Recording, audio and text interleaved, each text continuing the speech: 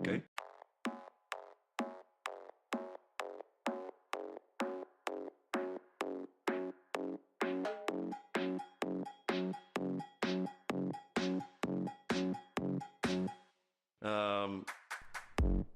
Alright everyone, I just have to urge you, per usual, to not say "oh" in the chat. That is indeed an international crime.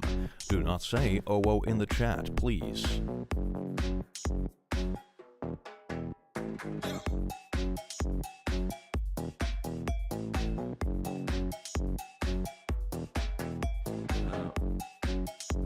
Oh no, how could you? How could you do the exact opposite of what I asked you to do?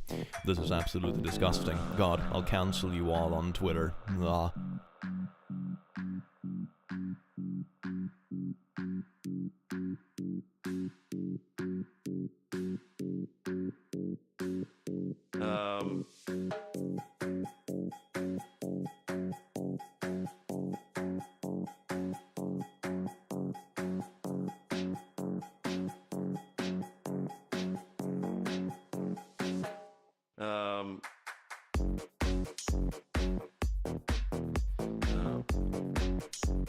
Megad, thank you so much. Escape Oat for being a member, and Mimirizo, thank you so much, you beautiful bean. I love the Rizzler.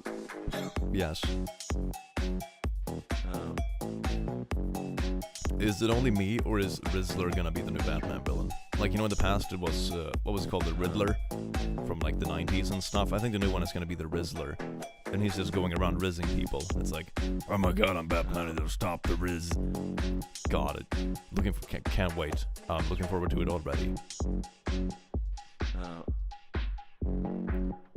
Zoe, happy 21st birthday, you beautiful bean. Okay. Alright, let's see if I figure out how to switch the cameras. Hold on. Oh, baby, boom! There we go, it actually works. Oh my god, everything looks absolutely dead. I washed my hair today. Look at that. Yes, indeed. It hasn't fallen out yet. Still working on that. We'll see when that happens. You know, I wonder how that's going to work out. You know, when I lose my hair, because who knows when that's going to happen. Do you think it would look okay if I shaved it all off and just grew out a giant mustache? Would that work, or would that be too like Waluigi? Maybe a bit of both. Maybe I could rock it. Anyway, let's see. I need some sweet, sweet tunes. Oh yes, indeed. I can feel it. Coming already. Isn't that beautiful? Oh yes. Hello everyone, welcome in. I do hope you have an amazing day. Thank you so much, Kim, for being a member for 12 months. You beautiful bean. Thank you so much. A giant beard. You know the challenging part, chat. You know the challenging part. I have tried to grow a beard in the past. Let me turn down the music just ever so slightly. Ever so slightly. Yes, indeed. It should be a background tease, like we're in a fancy elevator together. Oh yes, indeed. We're just elevating together. That took me way too long to figure out, but yes indeed, that was smooth. You didn't see that, chat? Slow things can still be smooth. So anyway, about a beard. Yeah, I tried growing a beard a couple of times, and the challenging part is that my face is already a bit long, right? It looks fine like this, but when I start extending past here, like my chin is already relatively pronounced, and my forehead is more like a 5-head. So when I grow a beard, it just like, whoop! You know, it just doesn't add to the shape, now does it? Maybe I can get one of those old-fashioned, what do you call it? In Swedish, I think it's called skepparkrans. I have no idea what it's in English, but it's basically when you have beard here, but you shave here, and you shave here, you know, so you only have like this. Kind of like a Wolverine-looking thing. Maybe I can do that. Why the long face? Please, chat, it's just my beard, good! Alright, anyway, let's look,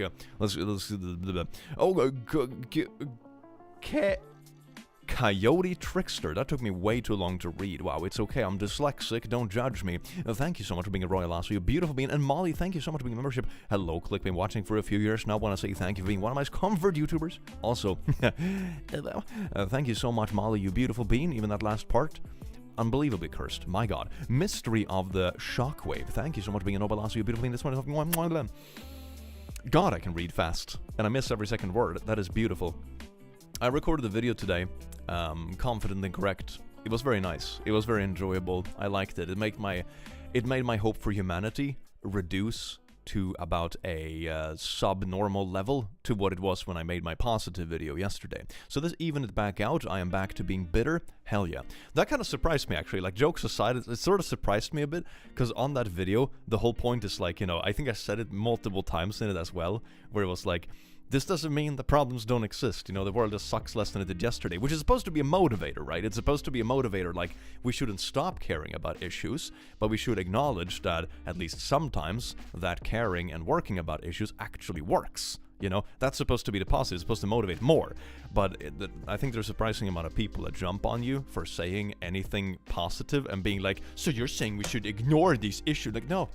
No, that's not the takeaway. That is not the takeaway. So anyway, it's a bit of a funny one. Let's see now. Raven, thank you so much for the 10. You beautiful being. This one is all for you. Mwah. So happy to have my glow-in-the-dark emotional support team and already have the normal one. Oh my God, 4 tiny babies. That is absolutely amazing. Thank you so very much for the support. You beautiful being. Olivia, thank you so much for the 2 months. Noble Lasso, got my membership back not too long ago. I know you've probably been going by the seat of your pants, but any. Wait, you probably have been going by the seat of your pants. What is that? Is that a saying or is that a mistyping? Going by the seat of your pants, but any advice for new YouTubers? What does that mean? Is that a slang I'm missing? What does that mean? Anyway, it's a real saying, is it? By the oh, does it mean like your pants are so worn out because you've been here for a while? So it's like if your chair or pants are worn out, it means you've been here for a while because it's, you know, you've been sitting here for. I mean, that makes sense. I do have a new chair though, so this one is actually fresh. But I would say start off doing something you enjoy. Every single person, me included, started off YouTube as a hobby. And if later along the road you decide that it adds up both financially and like what you actually want to do as a job, then go for it. But I think having the attitude that it should be a job right off the bat might not be like the best way to go about it. I have a similar experience to that when I didn't decide to make something the job, and that was with music. I actually gave myself an entire summer vacation a few years ago before I went YouTube full-time and just be like, I'm just gonna write songs, improve myself, study music production, etc. But I realized after a couple of months that I was sort of burning out on it. It wasn't something I enjoyed doing full-time, if that makes sense. Maybe it could have been different if I worked with, you know, different people or different producing stuff or whatever, but I came to the conclusion that it belonged better as like an extra thing or as a hobby. So not everything is worth making into a job. So I say, do something you think is fun. That's the key to starting anything like this. But thank you so much, you beautiful being. My takeaway has always been I'm not trying to solve the world's problems, just my little corner of it. Also, my glow-in-the-dark emotional support demon rocks a hell yeah, Coyote Trickster. That is absolutely amazing. Thank you so much for the 10. I think it's a good attitude, because one thing I think it's easy to fall into online, and I'm not sure if that's a take that everyone would agree with. I think it's one of those takes that will very easily be misinterpreted, or maybe even purposefully misinterpreted, but it is that feeling bad doesn't necessarily make you productive. You know, if you sit on Twitter all day and just be anxious about everything going wrong in the world, it doesn't necessarily help anyone, and it doesn't mean that you are a better person because of it. You know, it's important to care about things, but just feeling bad about stuff doesn't necessarily do anything. In my experience, it's good to, like, take everything with a bit of moderation, keep up to date with what's happening in the world. I think it's important in general, but focus on things that you can also actively solve yourself, because that's like the tangible stuff that will make people happy. So I think that's like an important takeaway. You don't owe the world to feel like shit, if that makes sense, because I don't think it helps anyone really. Can you look at chat? Never look at chat! Oh my god. Wait, which chat is better to look at? Maybe this one? Should I just move this to this side? I'll do this. I'll do a little skadoodle, and then I'll try to zoom in on this chat, because I think this one is easier to see. Oh my god! What is going on? Holy crap! Ah! That went well. Alright, no, please. Oh my god, the chat is going so fast. My scrolling wheel on my mouse is breaking a bit. I need to get a new one, I think. So it keeps like going back and forth. It's not great. It's not great. Let's see. Can I condense this chat window so it is like in one place, so I can sort of read it better? Does that work? Oh, sort of. Now I can read half of it. Hey, there we go. That sort of works. Wow, I am so professional. Maybe I need to get a third screen just for a chat. I would do that if I stream more often. Hell yeah. Okay, let's see. I needed this. I was in a... Wow. Resting at home, thank you for... Oh my god, I hope you're okay. That is really scary stuff. Recently lost my best friend, cat of 16 years, due to cancer. I'm so oddly heartbroken. Spotted my bed has been overtaken by 2 ESDs. Those demon literally saying, "Aw, I do hope you move on from it okay." It always sucks to feel like there's like an empty space after something that is gone. I hope we get through it okay. That's never fun to deal with. Annie, thank you so much for the 20 Swedish kronor. Are you gay or European? I am hoping both, JK. You're saying that like you can only be once. You know, you can only be one of them. What do you mean? What do you mean, good sir? My god. That is Oh my god, is he gay? No, he's European. Alright, that's an interesting way of putting it. Sorry to get off topic, but some car drove past my house and honked in the melody of Smooth Criminal, and now I am confused. That sounds amazing, though. I would like that. Car concerts? Hell yeah. And thank you so much for the 599. Flash the Monkey, thank you so much. And Halfling, thank you so much for the lasso. And Grey Loss, thank you so much for the 10. And the massive... That is incredibly cursed. My god, I'm not sure what to make of that. See, can I put the chat here, maybe? Oh yeah, that's good. That's good. Hell yeah. Ah. It is a joke from Legally Blonde, the musical. Legally Blonde, I remember that. Isn't that a movie from like 2000 something? How is the Cerberus duck? I am waiting on the demo right now, the physical demo. I'm looking forward to it. It's gonna be nice. It's gonna be nice. Now you're friend-shaped. We're all friend-shaped, yes indeed. I mean, to be fair, bears are also friend-shaped. God. I think that's gonna be how I leave this world. You know, in some distant future, it's gonna be like, you know what? I'm old. I'm just gonna YOLO it with a bear. Worst case, I get a good last snuggle. Okay, don't take advice from me ever. Don't take advice from me ever. Are the French real? No, they're not. No, they're not. I know a lot of people will sleep easier tonight knowing that the French are in fact not real. Today is my birthday, Click. I'm so happy you're live streaming. Best gift ever. Joey, happy birthday, you beautiful bean. I hope you eat just a little bit too much cake. Yes, indeed. Can you play Slime Rancher right now? Nah. Good news. I got a notification today that my passport has been accepted. Oh, hell yeah. That is amazing. You're really friend-shaped. Oh my god, I'm so friend-shaped. I hit the gym today. I'm so proud of myself. I got a new gym membership because I was procrastinating a bit because I want to ride my bike to the gym, so I get like the warm-up for free, kind of. But the weather was always too crappy, but now it's finally getting warm enough. So I biked today through 4 degrees in rain to the gym. That felt great. And but the workout was good. But the weather could have been a little bit more on my side. My god. So I feel really good. So yes, indeed. I feel very proud of myself, you know. It's that kind of New Year's resolution feeling when you're like, damn, I had one really good workout. I'm basically a different person now. Can we get Click a Kitty 3.0 after Pride plushies? Rusty? Probably not. I'm not really interested, to be honest. But thank you for the membership, you beautiful bean. Mwah. Hello, Kaliki. I am once again suggesting cool stuff to you and all the beautiful beans. This time I am suggesting a TV show. Oh, David Tennant is cool. You should watch Doctor Who. I mean, those ones I've plowed through quite a few times, I'm gonna be perfectly honest. But thank you so much. I should really watch them again. It is about time. But yes, David Tennant is a legend, isn't he? What will the next video be? Main characters, I think? That's the one I have unlisted right now, that is like ready to go, so I'll probably release it maybe tomorrow or something like that. I just have to make a thumbnail and make sure I check through it so nothing slips through that isn't supposed to be there. Clicky Vicky, been watching you since Corona pandemic, and I love the so-called fnurry blirl. Don't know why I call you fnurry, I don't know either, it's like a made-up word. I think everyone is just gaslighting me, to be honest. It's kind of yikes.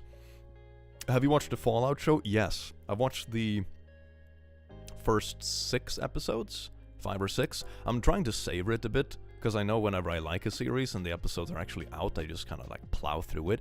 So I'm trying to savor it a little bit, but I really like it. I think one really good thing they did with this series, because I was a bit worried after the Rings of Power that Amazon was going to completely botch it, but they actually made it really well. And I think one of the key points is that they're sticking very much to the universe. Like, you know, Vault-Tec is just the way we remember it. The Wasteland is the way we remember it. It has references to the stuff that has happened in the games, and so on and so forth. But it doesn't actually follow a specific storyline from the games, because that's when it becomes weird to make this sort of adaptations. So I think they made a really good choice with following the universe, but not following specific characters from the games. So I think that's why it's working out so well, because then you can also get the liberty, you know? You get the liberty to do what you want with the characters, and no one is going to say, like, oh, you're breaking the core material. It's like, no, it's a massive wasteland, so you can do whatever you want as long as it's within the universe limits, and that's really cool. So I like it. I'm really enjoying it. And from what I understand, the actors are really into it as well. Like the main character, for example, I think she played the games to get into character, which I really enjoy. It gives me kind of like the Henry Cavill sort of vibes when you like really appreciate and actually absorb the core material, which is amazing. Any set date for the Rainbow Demon? We needs it. Thank you so much for the membership. Probably in June. That would be my guess. That's like pretty fitting, you know? Oh my god, let's see. I'm not keeping up at all. Oh my god. Yesterday's video is definitely a lot of help. The ozone layer can rebuild. Also, YouTube just doesn't receive my 5 super chats. YouTube can be a bit wonky sometimes. But yeah, that's one of those things that is like actually a win in terms of like humanity banding together. Like we stopped using some of the most harmful materials, for example, in refrigerators and stuff. This was a really big deal like 10, 20 years ago. And then you just stopped hearing about it. And that's because the problem, well, it's not fixed yet, so to say, but it's on the recovery. But it's so slow, and it's not, you know, super explosive news, so to say, so you don't hear about it unless you look it up. But it's actually one of those things that is slowly starting to recover because of actions we took to prevent it. So that's really cool. Humanity can actually come together on rare occasion and actually do something good, which is hell yeah. Or at least reduce the damage we've already done.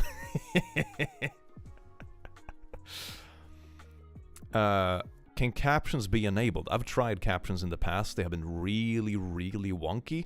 I tried them when I was doing some narration stuff, so I can't guarantee it. I've tried some live caption extensions and they haven't been reliable at all. And then it becomes extra awkward because then it's like, I don't know, the captions keep saying things that you haven't said, and it's weird. So I'll look into it, but last time I tried it was really wonky. I look friend-shaped, you're right, I am friend-shaped. Oh yes, that is very beautiful. Thank you so much for the 2.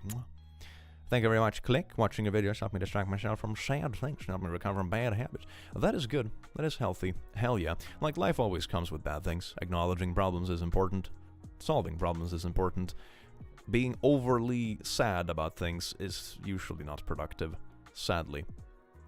Silja, thank you so much for being a Nobelazo. You're beautiful, and this one is all for you. Mwah. We need more news on the positive changes so people don't feel it's a hopeless case to fix the environment. I mean, one thing also about the news, and this is something that I realize as well as a creator, stuff that is baited towards sensationalism or negative stuff markets so much better it is ridiculous. So you even see this on my channel, for example, that I often use, you know, something a bit outrageous or something like, what the hell is going on here? In the thumbnail, even if the videos aren't necessarily that negative in of themselves, you know, but the most outrageous thing is what makes it to the thumbnail, because that's what gets the most clicks, and that means that YouTube shows it to people, and that's how you compete in the YouTube algorithm, and that's how you can make a living off of YouTube. So it's one of those things where it's just sort of how the game works, and it's vaguely based on some sort of human psychology, I suppose. So it's like, I struggle to see how it wouldn't happen, if that makes sense. Because it's not just the company being greedy either. I mean, of course they are greedy, don't get me wrong, but it also comes from like what people actually click on. It follows human behavior in a way. But then you can always discuss like how much of it is genuine or how much of it is manipulative, for example. So very nuanced topic, I suppose, but it's very noticeable when you make YouTube videos as well. You know, there is a reason why, for example, my response video to like the whole pyramid related drama last year was like one of the best performing videos, at least in the short span after it was released. I've had other videos that have done really well over time, but like for the first couple of months, it like, you know, I think it had like 500,000 views in a day. It ended up on trending, and it's one of the most negative videos I've made. Is one of the most sensationalized things about heavy topics, accusations, blah blah blah, all the kind of stuff you don't want to deal with when you do this kind of job. And that's what gets the most views, because it's so sensationalized and everyone is invested and it's fascinating and it's like, oh my god, who's gonna come out on top or whatever. So that's just sort of how the cookie crumbles. That's sort of part of the game, sadly, and for better or worse, I suppose. I have bad memory, but are we getting Tingling Ride mango? I need a mango in my life and thought Pride mango is best way to get my mango kick. Tingling Ride. I don't know what that means, but we are making a rainbow mango with a little bow tie. I have them over here. Let me bring them over. Hold on. Oh, look at all this. It's so much cake. Okay, let's see. So that's the mango with the rainbow bow tie. That's the demon with the rainbow horns. And there's the demon that is just a full-on rainbow. It looks pretty good on this camera, right? Like the colors are really nice. I like it. It's pretty cool. Ah, yes, indeed. They are adorable, indeed. They are pretty adorable. Maybe I can put one here. Can it actually balance? Sort of, yeah. That's pretty cool. Hell yeah. I love the rainbow horns one. I think this is my favorite too. I think the rainbow horn one is my favorite because it just plays into the original design so well in some way. I just kind of like it. It's quite cool. But both are going to be released, so don't worry about it. You can get whichever one you want. Ah. Okay, let's see, what do we have here? I am glad to be friend-shaped. Welcome in, Sadie. I do hope you enjoy your stay. My sister's kid, age 6, saw me watching your stream. She froze scream, "He's pretty!" and ran out the door. I think that was a perfect impression of a 6-year-old. My god, I should just stream to receive compliments, shouldn't I? Thank you so much for the 35 scapegoat, you beautiful bean. All the happy squirrels, thank you so much for being a lasso. Coyote Trickster, remember kiddos? Most news agencies used to if it bleeds, it leads model. If it bleeds, yeah, sort of. Yeah, that's actually a very good one. I had to think about it for a sec, but it's very accurate. You know, it's always the most sensationalized and always usually the negative stuff that gets the front page, you know? Because everything else would be super mundane, you know? It makes sense, but it also sucks, you know? So imagine if you had a news story on the front page that is like, this specific thing has not gotten worse. Okay? You know, you'd be like, huh? What? You know? It'd be like, it would be weird. Even though that's sort of what we're complaining that it doesn't do. You know? So it makes sense, but at the same time, I think it's really good to just have that reality check sometimes, that consuming day-to-day news will only give you the most sensationalized stuff for the day. It doesn't give you a good average perspective, you know, either emotionally or factually of how the world actually looks. So it's always good to do both, I think. My cat Daisy heard your voice from my laptop and started meowing to reply to you speaking. So this is from her. That is so cute, Annie. That is adorable. Pet Daisy from me. I meant Pride Mango. Autocorrect. Ah, that makes sense. I hate my phone. It likes to confuse you. Yes, indeed, Pride Mango is indeed coming out, and it's gonna be beautiful. Have you considered doing a live stream reacting to comedy music? I think you would absolutely love jazz emo. He does sort of Scandinavian accent that is both very funny and nice. I think copyright would probably smack the crap out of that, to be honest. So, I don't know. I have been a bit skeptical of doing like reaction stuff on stream, partially because it's on YouTube. The copyright system here is way more strict than it is on Twitch, for example, and partially because there has been a lot of like controversy regarding reaction content, and I don't know, I had just had my fill for like controversies and like unnecessary shit for a good couple of years. I'm good. So, I mean, with that said, I don't mind. I know, for example, some of my creator friends, they watch like Hell's Kitchen, for example, on Twitch and that kind of stuff, and I think that's really fun. So it's not so much to do with like what I do or don't enjoy myself. It's just more like, I don't know, YouTube, man. So, So maybe I'll do something like that, but I don't see how I'm gonna get through the copyright system with it. It's gonna be tricky. My husband and I found you after the pyramid video. Had never heard of you before then, but now we watch you for your positive videos. So happy to have found you. That is amazing, Tricky. Hell yes. Oh, that is beautiful. You see, something positive can come even from the negative stuff. Oh yes, indeed. That's the attitude we should have, at least for most things. Hopefully that thing. Clicky Trash TV one day. Yeah, on Twitch in that case, not on YouTube. On YouTube you would get copyright spam to heck with that. Click, my teacher used to always get mad at me for not watching the news, but I feel much happier without it. Is watching the news necessary? I think it's a matter of moderation, honestly. I think it's really good to keep up with news, but it also depends on the source. I always found, for example, skimming a newspaper a few times a week is more productive than, for example, getting your news from Twitter.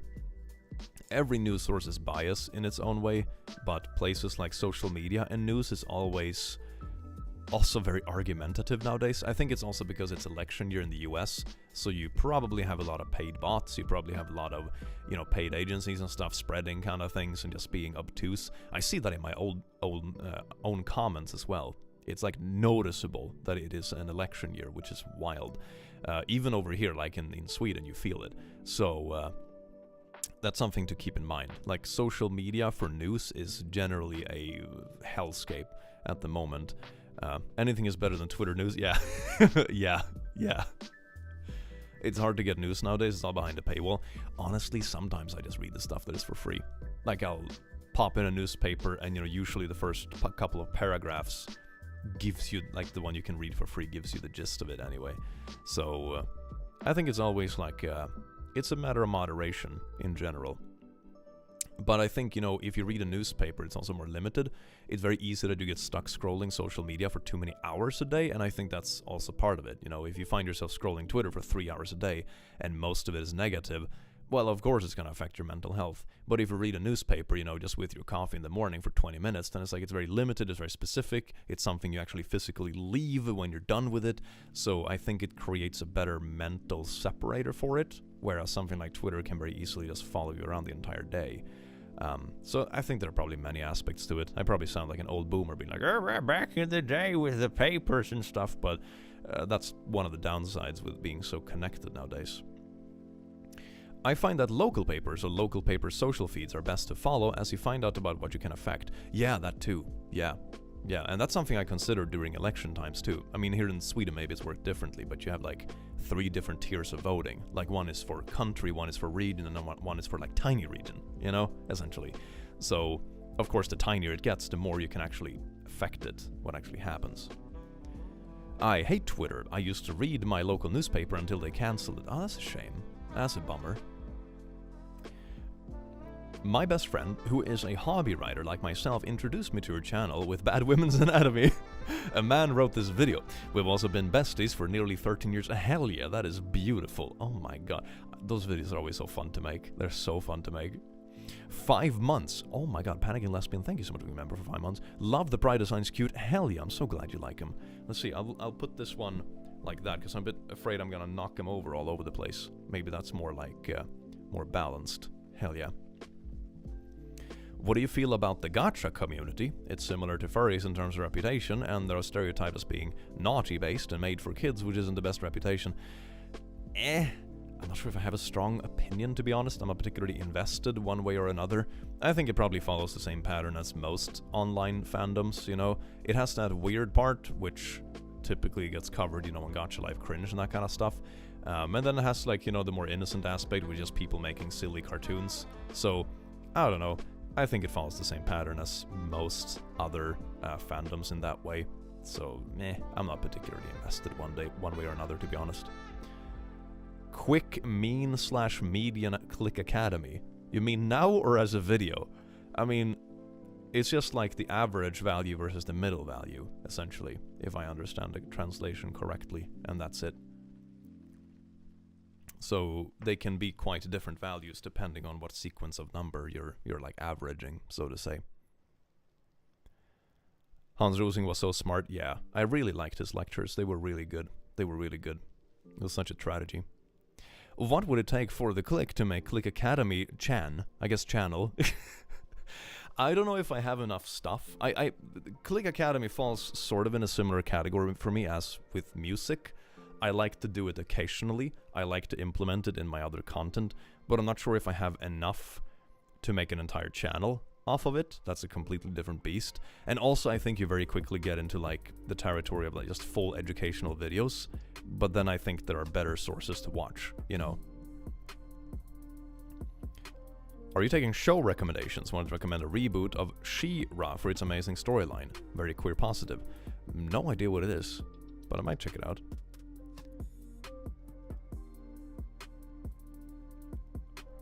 Please adopt us. Click-splaining. Ooh, that's a good channel name. Hell yeah. Click Academy plushie. It can be a little demon with like one of those like graduation hats. Oh, that'd be so cute. You are pretty philosophical. I would like to know your interpretation of a quote I heard in church. Jesus is God's favorite slave. No offense to religions. I'm not particularly invested in religions, to be honest. I can definitely see their ties to philosophy, for example. I think they follow a lot of patterns of like trying to answer questions that humans have always had. It just varies a bit between ages and technology and stuff, which questions we are struggling with. But some of them remain constant. So, I don't know. I'm not super interested in getting into that quote, to be honest. But thank you for the 5. What do you think is the meaning of life? You don't have to take it seriously. It's plushies, obviously. I don't know. I think it depends on your perspective. I think you can see it in many ways. Like, there's many things we don't know about the universe.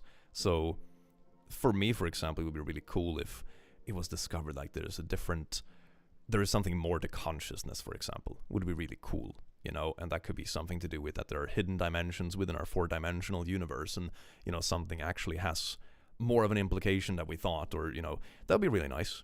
I think if you want to look at it very factually with what we know today, I would say it's just subjective, you know. Meaning of your life is what you make it, honestly. It's up to you, which is scary but also very liberating, and it's quite nice. I think objectively, I don't think meaning exists in that way. Meaning or purpose is just something that humans made up, meaning that we're also subjectively entitled to make the meaning of what we see fit, which is pretty cool. So I don't think the universe in of itself has meaning in that way. I don't think meaning exists as a natural phenomenon, more than just fulfilling a need, like evolutionary speaking, for example. You could argue that's sort of a meaning or a purpose, like, you know, this animal evolved fins with the purpose to be able to swim, but it's not really that conscious. It's just a system that responds to external factors. So I don't think purpose really exists in an objective sense, at least of what we know of the universe today. So I think it's what you make it. I don't think that means that life is meaningless. I just think it means that we can make it what we want to be, which is pretty cool. John, thank you so much for gifting 20 memberships. You beautiful being. That's way too generous. And by the way, if you didn't know this, you get extra membership roles on the Discord if you link your Discord to YouTube if you have a membership. Yes, indeed, that's beautiful. Thank you so much. I know you have experience with someone making up lies about you to ruin your reputation. I happen to be in a similar situation. Do you have any advice to help me through it? Ooh, it depends a lot on the situation, to be honest. I mean, I've had it happen in the past too. Most situations have been tiny enough that I've just kind of ignored them, to be honest. But it also depends if it's like personal life or work life, you know. I've had quite a few allegations made against me as a YouTuber, for example. I think every single creator does. And usually it's like really petty things. It's, you know, oh, someone got banned from your Discord and they took it really personal, so now they're going on these weird tangents and like borderline conspiracies about why their ban wasn't their fault, and you know, they try to come up with anything to justify it, which is kind of nuts. Most of the time that can just be ignored. Sometimes I just nip it in the bud. I've had a few of those things happen. For example, there was one instance with that Discord example when they were going off on Reddit, and all it took was me replying once and being like, hey, this is what actually happened, bump, bump, bump, and they just stopped because it became very obvious that I, you know, had the receipts in order. So I don't think that ever blew up to the point where anyone really saw it, you know? So sometimes when people are making stuff up about you or adjacent to you, you can nip it in the bud early. If it's more of a targeted campaign that's dragging out, it's very difficult, and it depends on the situation. One thing I have realized is that people making things up or going in these almost conspiratorial tangents about you, they don't like the truth, and they don't like it when it's loud, you know? That's usually what gets it to stop. But it's super hard to like give a general piece of advice for it. But that's kind of my experience with it. They usually stop when confronted. And it doesn't have to be immediately when confronted. That's also important to remember. And you can see that with, for example, that example with me and my YouTube presence, that it didn't stop when I confronted it the first time. It stopped when I confronted it the second time. Or even the third time, however you want to like, you know, interpret it, so to say.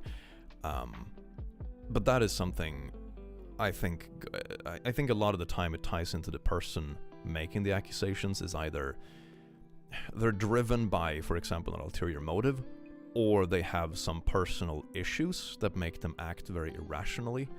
And I think that behavior can sometimes stop if you prove yourself to them that you are not to either be messed with, or you have your receipts in order, and if they keep pushing it, it's gonna turn back on them, kind of.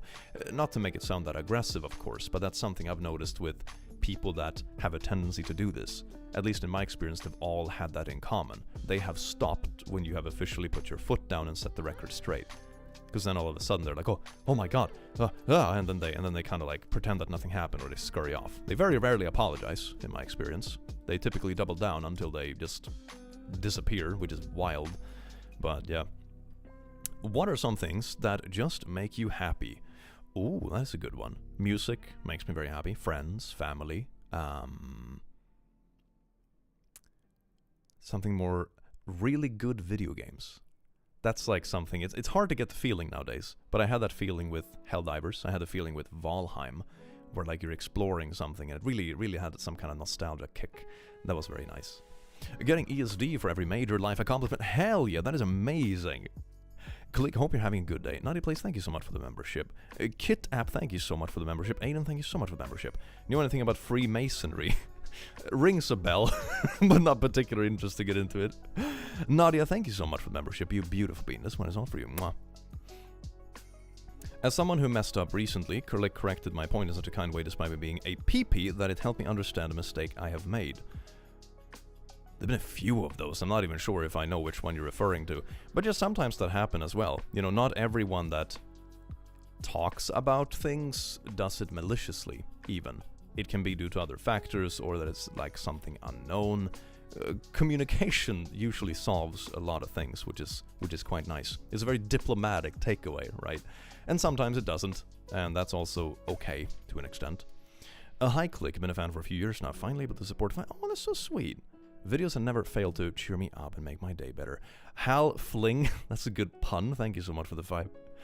Do you think Switzerland is racist? I, half Latino, half Swiss, have experienced bullying. I think it might be because of racism. What? That's a pretty big question. Answer is I don't know. I mean, I have family in Switzerland, but I haven't like lived there, so to say, and I don't have the perspective of someone that would be a minority in the country. So I think I'm probably the wrong person to ask. So I'm not sure if I can contribute much to it, at least not at this point. Japanese Ali, thank you so much for gifting a membership. You beautiful bean. This one is all for you. Mwah. My dog recognizes your voice. I have to put on headphones. Help, you have a dog fan, by the way. Her name is Rooks, or Rue, I guess. That is amazing. That is so cool. Pet them from me. Pet them from me. Oh, yes, indeed. I don't think Switzerland is racist. I think you're just hanging around racist people or being near them. I mean, the impression I've got, I don't think Switzerland is more racist than any other place in the world, you know?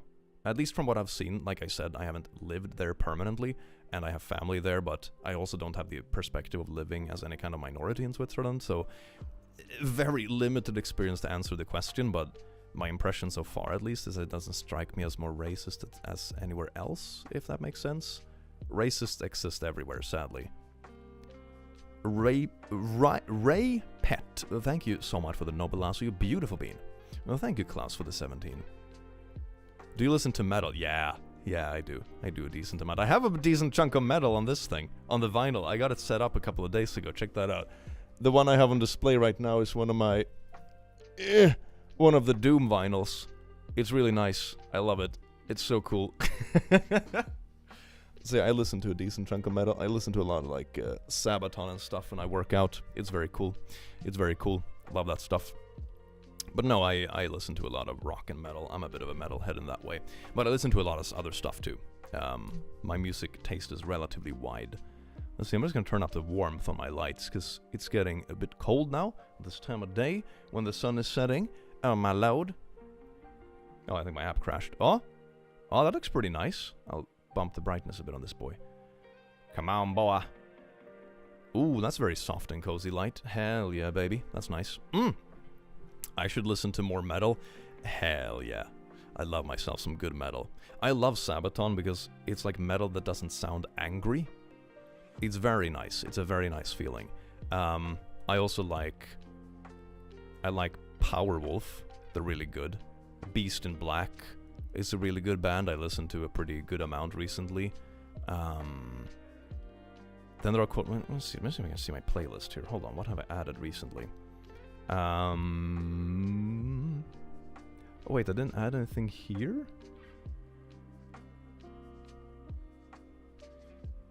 Grail Knights is good stuff. In Flames. Oh, you also have the classics like Disturbed, for example. I'm an old Rage Against the Machine fan as well. I found a vinyl with them recently. It's there in the shelf. It's really nice. So I do have some classics collected. Are you going to make more plushies after Cerberus Duck? Probably. I don't know what it is yet, but probably. Pretty please smell Rune in the video, pronounced Rune. That's chosen name. Ray is my character name. I'll try to remember it, although I kind of stopped trying to take suggestions in streams because the whole chat just ended up being like spammed with names. So no promises because I don't want that in my like chats. It's nothing bad, I guess, like bringing it up like that because there's no way of knowing. But just so you know, I am like a bit like ooh, because I had a stream get completely hijacked by those messages a while ago. Fusion Warrior, thank you so much for the 10. I've been binging your backlog using the video auto-generator playlist. I'm currently at 580 out of 1087. Oh my god. Thank you for your content and supporting trans people like me. I do hope you're having an amazing day. Thank you so much for the 10, you beautiful being. And of course, I think one of the goals with my channel has always just been to create like a place where everyone can sort of feel welcome. The internet is oddly divisive nowadays, and I don't know, most of it I find so incredibly unnecessary. It's just wild. It's weird. I'm honestly starting to think that, you know, most of the people talking about certain topics are just a grift, honestly. And then there are some people that like legitimately buy into it because of like just fear-mongering and not knowing anything. I have known plenty of people, for example, that changed their minds, or got more informed, rather, is a good way to put it, about, for example, trans topics once they got to know a couple of trans people. Because I know back in the day, there was a lot of voices against it. We're talking like 7-8 years ago. And that was the first impression a lot of people had about the topics. These, like, you know, freaking liberals being owned by facts and logics compilations that were all over YouTube, and the spokes figures that were talking ill about it and that kind of stuff. That was the first exposure a lot of people had to those topics, which was wild. And then I think it evened out a bit, and then it turns out that most of it is just fear-mongering and weird, or really, really nitpicked, or cherry-picked.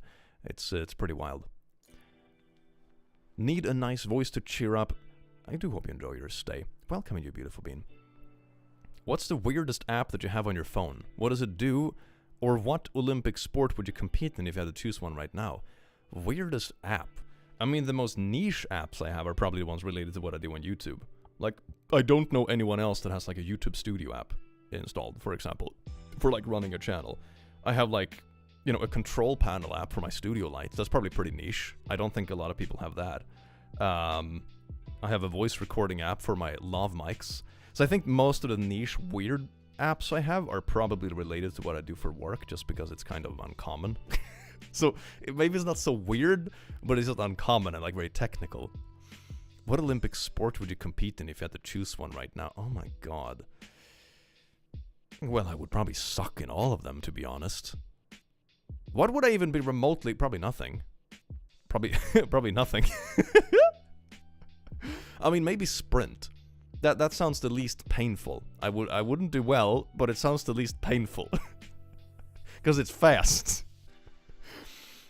Arisha, thank you so much for the last, you beautiful bean. Click, hope you're doing well. Love your latest video. Navina, thank you so much, you beautiful bean. Thank you, Klaus, for the 17. Dragon Force Music. Do you hear Dragon... Do you hear Dragon... Do you mean right now, or do you mean like, is it a band? I know that videos are your main focus, and hope you continue for a long time, but wanted to say that you choosing to spend time with us on streams is also very much appreciated and loved. I think it's just fun. Honestly, streams for me has always been kind of the... I don't put enough focus on it where I would consider it like a big part of what I do as the creator. I just think it's a nice way to interact with like the core community, sort of, and just catch up. I haven't really tried to like make a big play at like making large event streams, for example. The largest event streams I've made are like charity things, plushie releases, that kind of stuff. Like, sure, there are events, but I have never done, for example, a super massive continuous series. I did a couple of Let's Plays when I was streaming on Twitch more and that kind of thing, but I've never made streaming like anything bigger, if that makes sense. Maybe I will at some point. Would be fun to try something, but right now I'm pretty content having it as like an extra thing. Is there any chance you would do a live play thing like D&D? Yeah, I have had people ask questions about it. For me, it's mainly a setup issue, and also the problem that most creator friends I have are in different time zones, so it's difficult enough to just do regular collabs or, you know, streams. Because usually when they want to start streaming, I'm like 1 hour away from going to bed, you know? So D&D, because it's usually pretty long, a bit difficult, and the friends I play with at IRL aren't creators. They're not like media trained, if you will, so it would be kind of weird to try to film it. I don't think it would work. So, and I'm also not sure if they would want it. So, meh.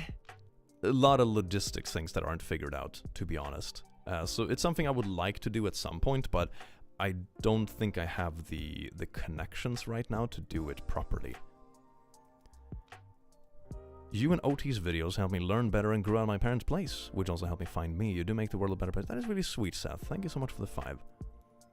Ranboo, thank you so much for the 5. I caught my mom watching your Reddit videos every now and then. She watched a lot of Reddit videos, especially r/Am I the Butthole and Malicious Compliance. Oh, that's really cool. Does Click play Minecraft? Minecraft is that kind of game I go back to once every couple of years and just nerd the crap out of it for like 4 months, and then I don't touch it for 2 years and then repeat. Ushi, thank you so much for the 2. Will Click play Minecraft? Probably. Would be fun to have some sort of Minecraft series going. That would be really fun. Or maybe a server. I was thinking about making some sort of Minecraft server event where I just buy a huge server and just have it open for a day and just stream the absolute chaos of everyone joining. But I would like there to be a twist to it, like, you know, the world borders are very limited, for example, and there's like permanent nighttime with a lot of zombie spawns or something like that. Make it like a survival event or something like that.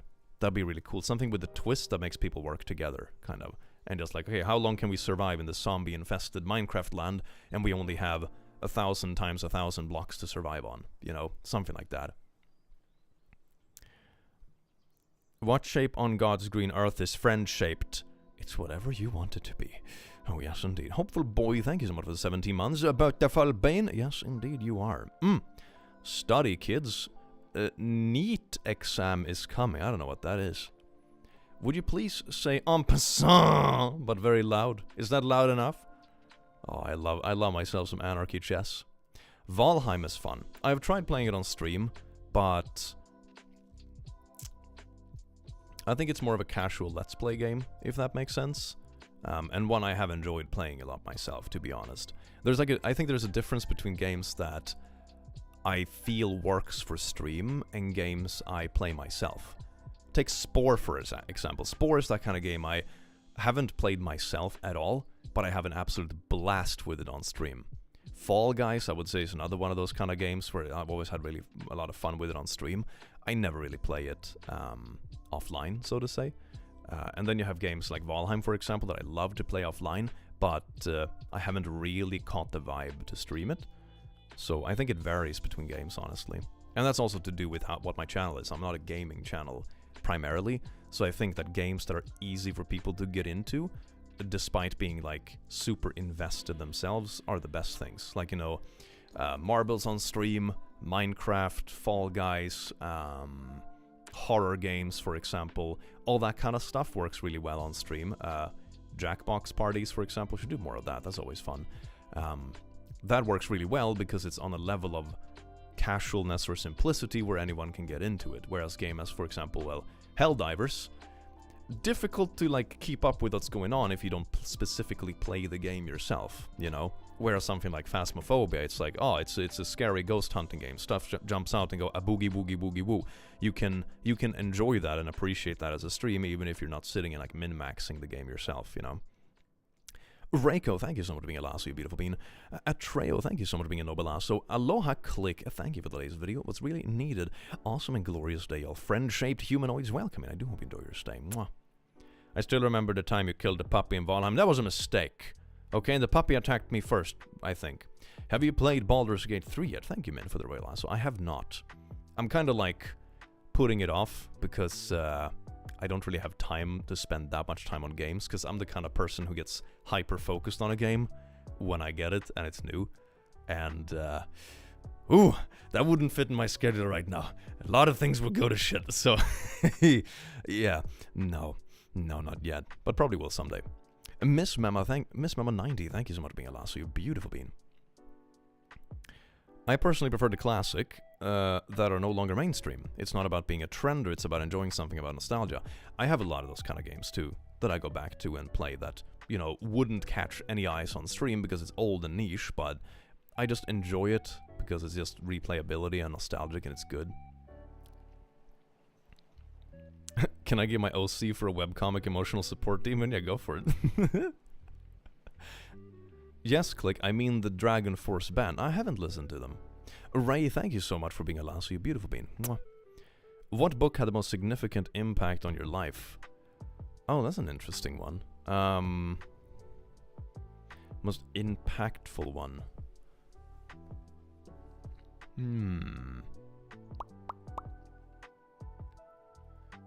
I mean, I've read a few ones that are very memorable. I would say Factfulness is probably the one that is most impactful, pragmatically. Because it's a very pragmatic book that has to do with reality a lot. I have read other books that are really good and fascinating from a scientific perspective or philosophical perspective. Short Answers to the Big Questions by Stephen Hawking is one of those. I really like. It's a really short book. It's like 200 pages or something. But I really like it. I can recommend you reading it. Another one was Life 3.0, which talks about artificial intelligence and the evolution of those kind of things. The one I'm reading right now is Stephen Hawking's Final Theory, Origin of Time. I really like that one as well. But if you're talking about everyday impactful, I would say factfulness, because it just tickles that itch of like of being very fascinating, but also being very, very realistic and pragmatic. Alex, thank you so much for being a royal lasso. That's way too generous. And Amanda, thank you so much for gifting 5 memberships. Thank you so very much. And if you get a gifted membership, you can actually link your account to the Discord and you get special roles for being a member. Yes, indeed. Have you considered voice acting? I mean, yes, but I'm not really invited to voice act any roles, to be honest. I think the people who are into voice acting are typically more towards the actor sphere in general.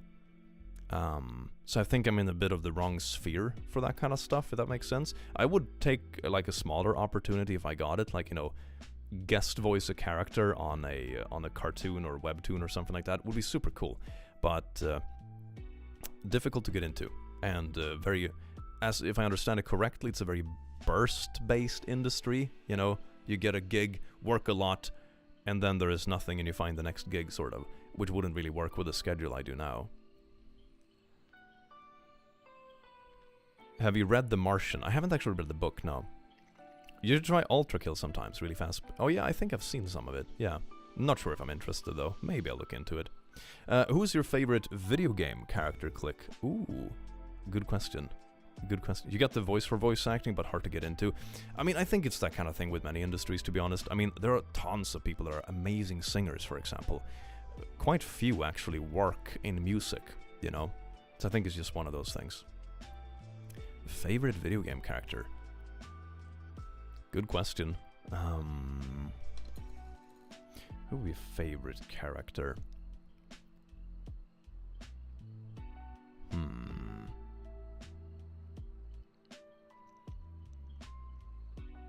I have to think on that one. There are a lot of good ones, but nothing comes to mind now that's been like a wow, this one every time, you know. Best advice for being more charismatic and well-spoken, especially when saying something a bit accusatory. Oh, that is difficult. I mean, for me, it's just been practice. I've been making videos and talking about things for quite a few years now. And I hear my voice all the time, which makes you understand how you sound. But if you're gonna be a bit accusatory, I always am typically quite diplomatic. It's very easy to be insulting if it's that kind of stuff. I think thinking about it in an accusatory way is probably the wrong way to go about it, depending on what it is you want to do. But most times, discussions can be resolved without getting into like very confrontative territory. And not always, of course. And sometimes it helps to be pushy or even be ready to walk if it doesn't go your way. But yeah, depends a lot on the context. I would probably need more information.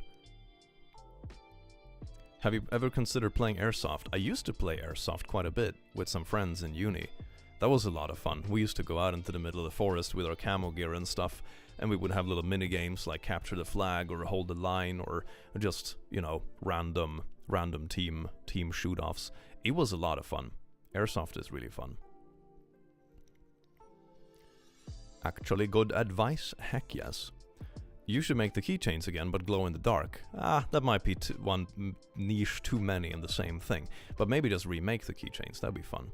Or have them as permanent items if Makeship are interested. Because the thing with keychain plushies is that they're very tiny, so it's difficult to make them profitable, unless you sell a lot.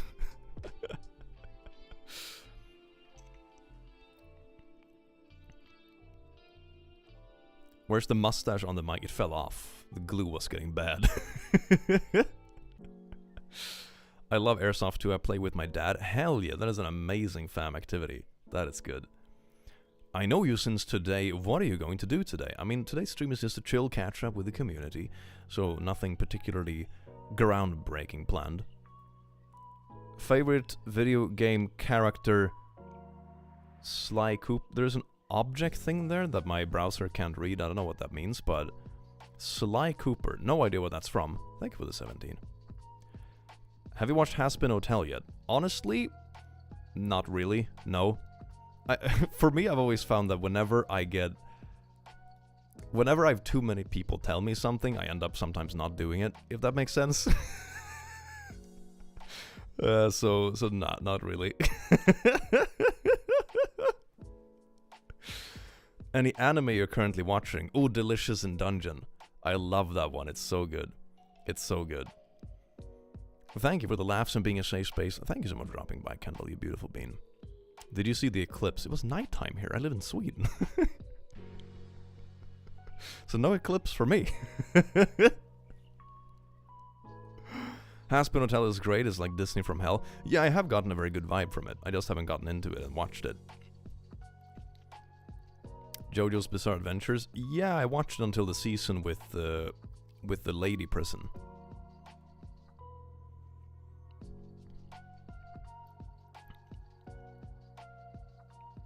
Delicious in Dungeon always makes me hungry. Yeah, it was our go-to thing to watch when we were like having food. It's very nice. How do you call out bigoted behavior without being accusatory? I think if you actually want to be diplomatic about it, I think the best way to go about it is to just... I mean, it depends on the person still. I mean, that's not like... There isn't much context in that. But people sometimes have shit opinions just because they're ignorant. Or because they got fear-mongered by the wrong people. I know some people who had, like, for example... not that amazing opinions, for example, about various topics. Like, for example, I knew back in university, I met several young men who were quite anti-feminist. And that's because there were voices in the uni that were, at least they pretended to be feminist, but they turned out to just be really toxic people. And I think they did more to harm the movement, honestly, than anything else. Like, I remember a couple of those were, like, really wild people. They would be like really angrily outspoken about things, but then they would be, you know, have straight up drinking issues and assault people when they got drunk. You know, it was really fucking bad. So I remember some of those stuff, and some young dudes got really turned off on it because of that kind of stuff, like bad experiences, for example, or you project that singular bad experience on top of the entire thing, which of course you shouldn't do, but not everyone has that perspective, you know?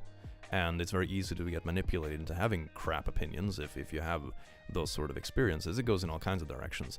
So I think, depending on who it is, like some people are just hateful and shitty, some people are misinformed, some people are just, you know, ignorant in a naive way, and some people have a heavy bias because of bad experiences.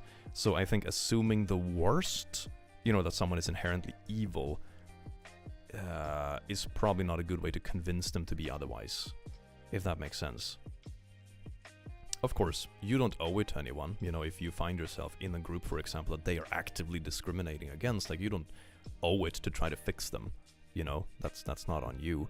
So, you know, it doesn't make their opinion good or anything, but just based on my own experiences, I have seen many people who hold bad opinions, but it comes from something else than just, like, pure evil, if that makes sense.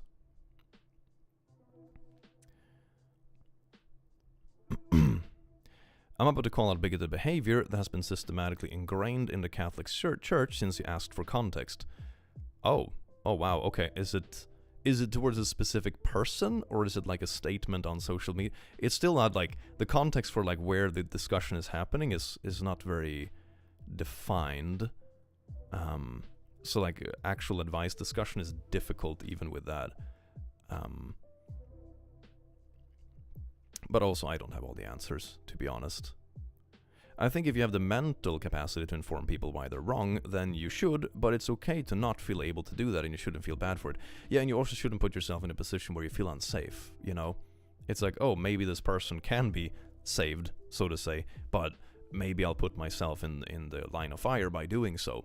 You know, you don't owe it to them to put yourself in danger, or, for example, spend your energy in that case, but I know, for example, there have been, and this goes for a lot of movements, I think, at least based on what I remember from back in the day, so I was more adjacent to that kind of stuff IRL, that sometimes they do get kind of infiltrated with bad apples, or people that use it as a, how should I put this, like an overcompensation, you know? The person who's claiming this movement, for example, or fighting for some sort of justice, is actually a shit person. They're just doing this for the optics so they can sort of get away with the other stuff they're doing that is shit. So there are some people that of course fall into that category, but it's usually a very small portion of it. but sometimes if you're unlucky, they're loud. I posted a drawing of 2 girls kissing to a homophobic and super fundamentalist Christian art group chat. Had a long fight, got kicked out, worth it. That is funny. I do enjoy myself a bit of trolling, hell yeah.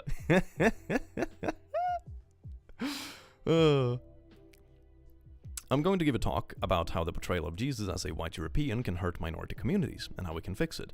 But I'm scared that it will sound like everyone is bad and racist. I think that can probably be formulated in a quite good way, to be honest. I think it's a very valuable thing to do. That sounds like a good idea. If you want to, you can also talk to people that are more invested in that sort of topic to get some input. And if you want to, also test the speech on someone before you actually hold the speech. Just having a fresh pair of eyes on it can be very refreshing one way or another. Because sometimes you can realize that, oh, I was being too harsh about this thing, which is gonna have a lot of negative connotation to it. Or maybe like, oh, I wasn't even hard enough, you know? So I think getting a third pair of eyes on it, so to say, like a fresh pair, is usually quite valuable. Ever get your real name banned from a game? What, Mark? They said I was promoting illegal substances. I did get banned way back in the day from some Minecraft server for like advertising, which was super random. I was just playing, I never even used the chat, and then just boom, banned for advertising. I'm like, what? What do you mean? So I had some really weird bans, but nothing recently. I had many experiences when I had the courage to talk/ask for my word, then things would go much better, and like my anxiety is just yeah, that can be a struggle. What's your latest video? Really appreciate the topic. Hell yeah, yo, I do. I'm glad to hear you enjoyed it. I love the optimism through the hard, cruel world in One Piece. Yeah, One Piece has a pretty good vibe to it in that way. It's pretty cool.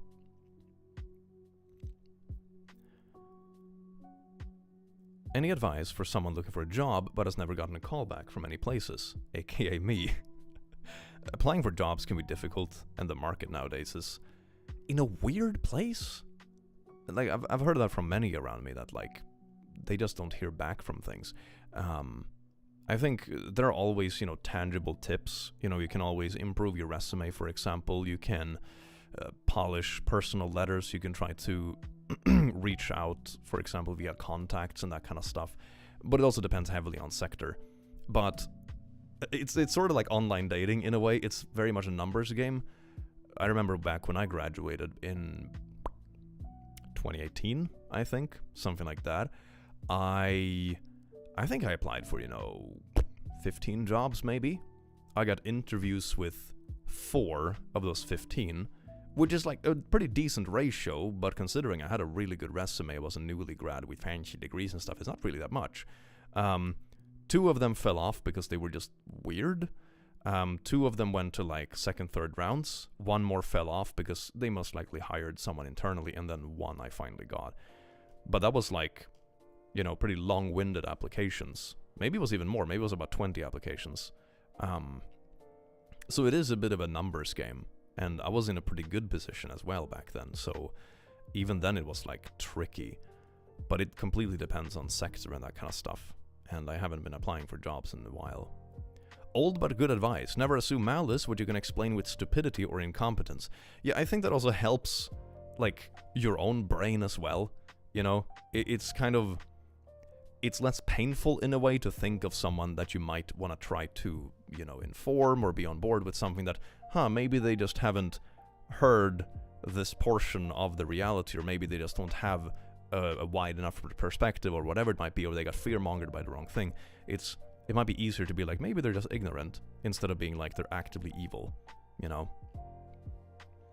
But that doesn't make it okay, of course. But brings hope, I suppose. Glad to see you. It's me, Mario. Thank you so much for the 2, you beautiful being. Although, to be fair, some people I see on Twitter are just straight up hateful, and some of them are just grifters. But I would say that's pretty much... It's kind of the same thing. It's just evil with another underlying agenda. I thought of a perfect r/tragedy name for you. Theclick. Love you, clicking, keeping amazing. Oh my god, that's awful. Thank you so much. I'm a dweeb. Oh, when do you think is too young to be LGBTQ+. I don't think that's up for me to decide, fam. Fuck, I had my first crush when I was 8. You know, for example. And for example, had I been gay, that could have just as well been another dude, you know? So no, of course crushes were a little bit different when I was 8 years old. It wasn't intimate in the same way. It was just like, ooh, I feel a bit of butterflies and I think this person's cute. But, you know, it's very, you know, child version of what love is, I suppose. You know, it's not the same as being an adult and having those feelings for someone, you know? It's a different context. But, so with that, like, I don't think it's up for me to decide. I don't think it's up for anyone to decide in that way, you know? I think for the most part, if you have feelings for someone, you know it when it hits. And it takes shapes in different forms depending on age. But, you know, had that been a boy, for example, that I felt that way about when I was 8, that would have probably been a pretty clear sign, like, hey, maybe might be a bit of gay. And who is someone to tell me in that case that that's too young to be gay? Like, that's weird. So, I don't know. I don't think there is a limit to it, if that makes sense. I never crushed on anyone. I mean, that saves a bit of heartache also, to be honest. I think most of my crushes in my life were pretty unfulfilled. As I think is the norm for most people, sadly. But most of them also pass quite quickly, most of the time. I am omnisexual and gender fluid, but only 13. Okay, don't share your age in chat, especially if you're underage. Okay, never, ever, ever do that. I'm gonna delete this message. Bye-bye. But to answer your questions, no, I don't think so, but also never share your age online. That is like one of the most unsafe things you can do. For God's sake. It can take ages before you figure out you have a crush. Took me a couple of years. Yeah, you can also figure stuff out gradually as you grow up, if that makes sense. So, and that goes for everything in life. It can be for interest, it can be for, you know, preferences, it can be for identity, it can be for anything. You know, just because you think you're something right now doesn't mean it can't change. It also can mean that you just haven't tried enough stuff. You know, it can mean a lot of different things, and that's okay. There isn't like a ambiguous rule set that, you know, oh, you have to decide exactly who you are by the age of X. Like, that doesn't really exist. And you change and grow as a person as well.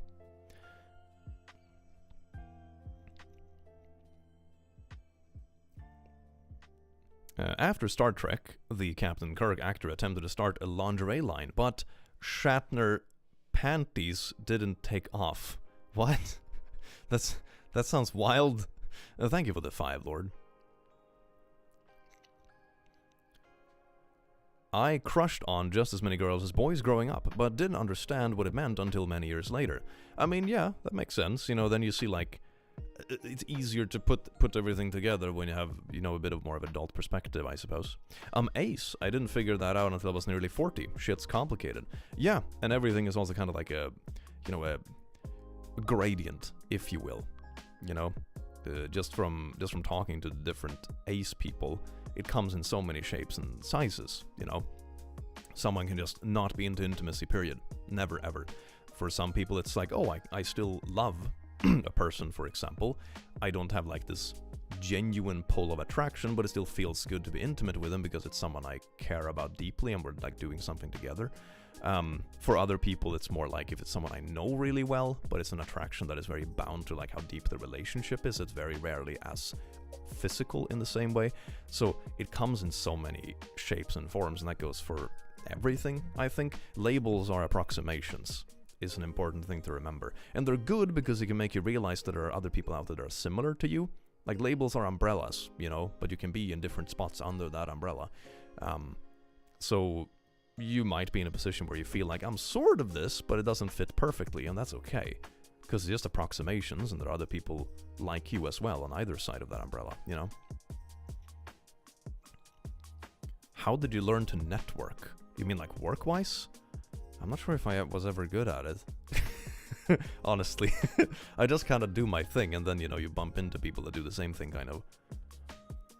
I never got why gender mattered to people until someone finally told me what pan meant, and then I was like, oh, well, that explains a lot. Yeah, there you go. I don't know how to feel about that one article in the Optimism video, because it basically said people feel negatively about their cognitive abilities are just pessimistic, unintelligent, and gonna die sooner. I think stuff like that you should always take with a grain of salt. You know, it's like if you partake in too much pessimism in your life, it probably does affect you negatively, health-wise and otherwise. You know, it takes a lot of energy to be angry or sad, and that doesn't mean it's not okay to feel those feelings. But of course, to some extent, moderating it is healthy. So I'm not sure if, you know, I agree with like, oh my god, happy people are inherently more IQ. You know, I'm not sure if it's that literal, if that makes sense. So I think stuff like that should always be taken with a grain of salt, to be honest. My first non-straight crush was my middle school best friend. She had just come out as lesbian, and that was my first experience with homosexuality in a non-religious context. Yeah, there you go. That's pretty early, heck yeah. But relations also work incredibly different at that age. Like I said, I had my first crush when I was 8. But it was just like, ooh, I think I like you. You wanna play Lego sometimes? Oh yes, indeed, that sounds nice. And then you play Legos together, and you're a bit more tingly when playing with this person than with your other friend. And that's like, that's basically it, you know?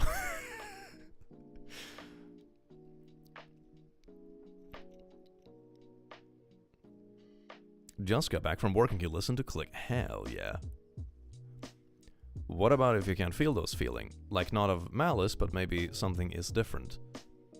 What do you mean, like a crush? I'm not entirely sure if I know what you're referring to. Will you make more optimistic videos? Felt good watching it. Hopefully. Or do it on stream or something like that. Could be fun. It was a bit of a one-off because I also had a very specific book I wanted to feature in that way. So I'm not sure if it's going to be like a series. Probably not. But maybe something I dig into again in the future. We'll see.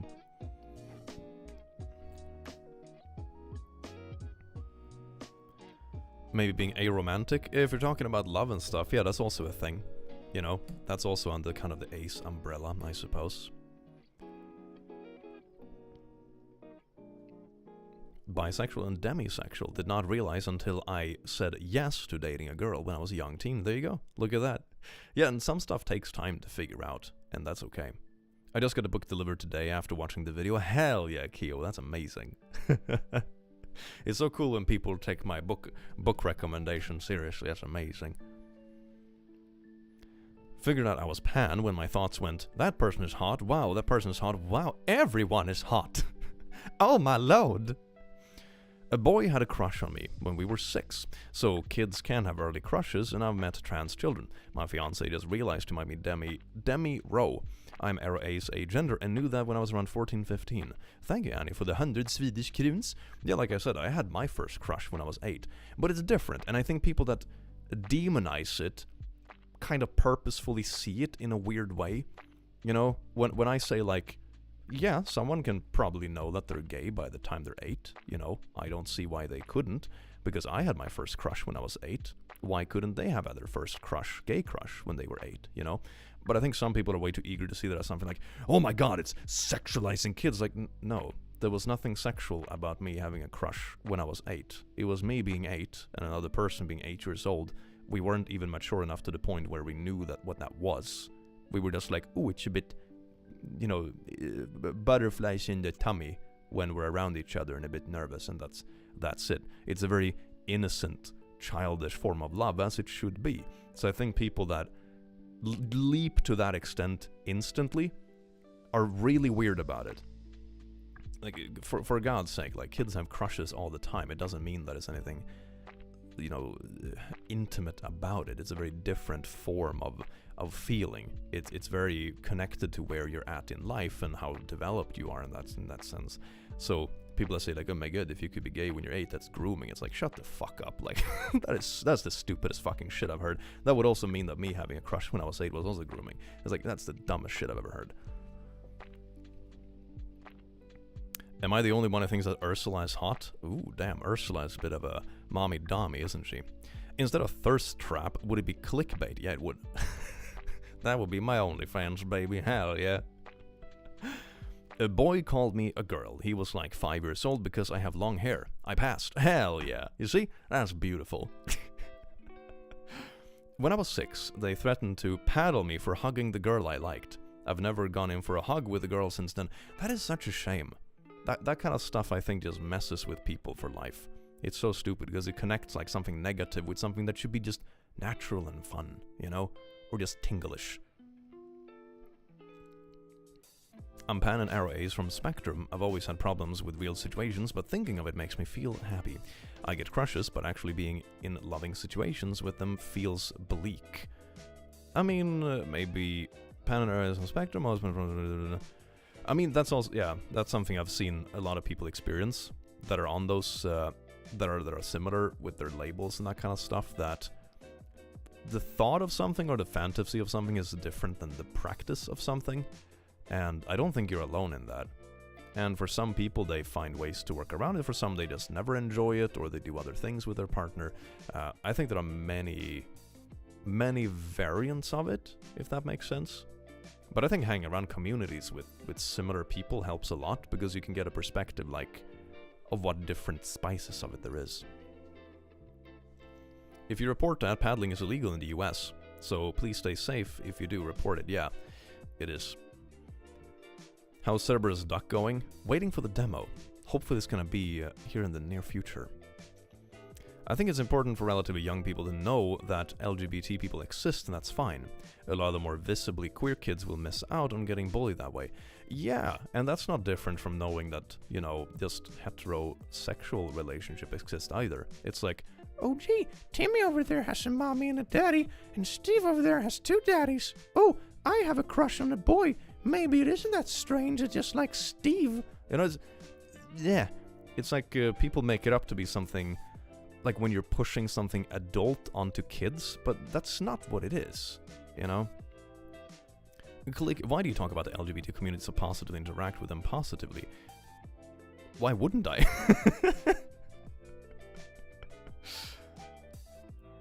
What would be the age that a female should start thinking naughtily? Oh, I think that depends a lot on person as well, you know? I don't know, when did I first start thinking about stuff? I don't freaking know, man. I'm not sure if I'm the person to ask about that either. r/insane parents video make me feel less alone. Yeah, I think those kind of videos are inherently negative in subjects, but they bring something positive to the table, you know? It's that kind of community feeling in something that is bad. These questions, I know, right? It's an intense chat today, isn't it? Ubu clicky. But in seriousness, you help keep my emotional distress demons at bay. So thank you. Years of religious trauma, and I'm a proud NB Arrow Pan. And thank you for helping from the first crack in my egg. Nero, welcome in, you beautiful bean. Thank you so much for 20. That's way too generous. I'm glad to hear you're figuring yourself out and finding happiness. That's amazing. r/insane parents make me feel like I'm not alone. Thank you for covering that, Clicky. I mean, I think it's an important topic to discuss, and I think it's something that is often overlooked, especially the cases where, how should I put this? Parents can suck without being straight up illegal, for example, and that can still really hurt people. You know, there's a lot of things in life that are very hurtful but aren't illegal, and I think insane parents kind of, that sort of community covers that aspect, you know, people that have really bad family members, for example, but don't necessarily fall into like straight up, oh, this is straight up abuse, for example. Even though I would argue many of the cases probably should be labeled as such, but, you know, legally are not for whatever reason. And I think that's a very good middle ground. I've had many people, well, many maybe is a bit exaggerating, but I've had people in my life who I have cut ties with, and not because they're doing anything that is blatantly illegal, but it's directly harmful, for example. Not everything that's harmful is illegal, and it's okay to cut that off and realize when you have to deal with it. And I think stuff like that is very important to recognize. Harm and morals and legality are not necessarily overlapping. Love is so complicated. I think I'm just going to accept I don't know when I love someone or like someone. Usually they can be very overlapping, and it also depends heavily on age. I remember back when I was younger, for example, crushes could be complicated because it's someone that your body tells you like, oh my god, I feel very strongly about this person, I want to be close to them. But you don't work on like a practical level, so to say. And that's like the curse of young love, for example. You know, your body tells you one thing, but you also know that this is fucking not gonna work. And that's when situationships happen. Goody. So, yeah, love is complicated, man. Click is love. Just order the demon, so I hope it arrives soon. Marvin, welcome, you beautiful being. I do hope you enjoy your stay. First Click stream. Love listening to your videos at work. Make me chuckle at the humorous moments while also keeping my imagination alive, trying to picture what you're looking at. Love your stuff. Right now I'm just staring at the chat on my second monitor. And thank you so much for dropping by. Whoa, went from fun and games to a heavy after-school special. Also any kind of gimmick with the Cerberus duck. The heavy after-school not quite following all of it, but thank you so much for the 20. I mean, the gimmick is that it's a Cerberus duck. It has 3 heads. That's the entire gimmick. It's like a puppy and a duck and 3 heads and hellish in once. It's beautiful. A TTV KX Prodigy. Thank you so much for being a lost. You're beautiful being. Mwah. I want platonic love to be more normalized in media. Whenever the topic of love is portrayed, it's 90% of the time the romantic kind. Yeah, that would be fun to see more coverage of. I think it's very sweet. Hi Click, please give me some tips on how not to be scared to make friends. I had one bestie, came out as bi, and I never see her again now. I have one new bestie, but I'm scared to make more friends. For me, friendships usually formed very naturally through, for example, common interests. Most of my friends I have nowadays, I have known for quite a while because I'm old, but most of them I met, for example, in uni, because we had events together and we planned things and we did, like, you know, after works. But it's not like I got to know them day one. You know, we gradually just did this because we liked similar things. Same thing with my old friend group, you know. We found each other because we were just, a couple of them were in my same class and we were just vibing and played the same games or whatever. And then, like, you find each other. Do you still do r/men writing women? Yeah, I did one just a month or 2 ago. So yeah, I do it on occasion, yeah. Cishet pro-romantic pro-smexual guy here, message to the chat, just because I can't identify doesn't keep me from being an ally. I see you. Fred, that is amazing. Thank you so much for the 5. I once mistook platonic for romantic love, and that was kind of weird. They should make platonic love more normal so people don't make the same mistake. Yeah.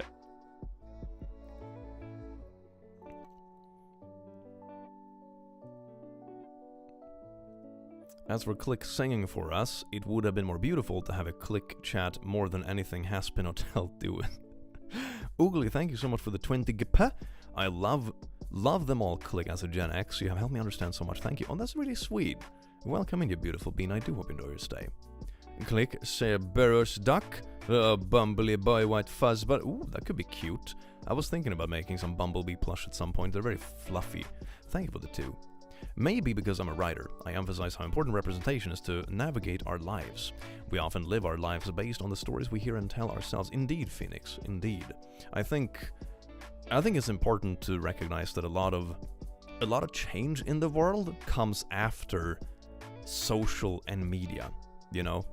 I think they very much go hand in hand because the social and media part affects people's opinions, and that affects how they treat people in their life, it affects what they value, it affects how they vote, it affects all these kind of things, which in turn, you know, forces, for example, politicians to adapt, because if they realize people are changing, they have to, like, live up to the new standards, otherwise they're not gonna get those sweet little ballots. So, I think everything has that little order, kind of. One thing happens first, you know, opinions, that kind of stuff are changing, leads to media, or maybe a bit intertwined, and then that leads to opinions, which leads to this, and that, you know, eventually it leads to some sort of change. And that's sort of what we've seen as well, if you look back over the past decade. Say, for example, how accepted it is with LGBTQ topics nowadays. If you just go back 50 years, it's like, holy shit. It's like, no one, there was nothing. It's insane. And nowadays, it's like, it's still way too little. Don't get me wrong, it still sucks, but man, the change is huge. And that is really cool. So, yeah, we should keep fighting for it, because that's how it keeps going in the right direction.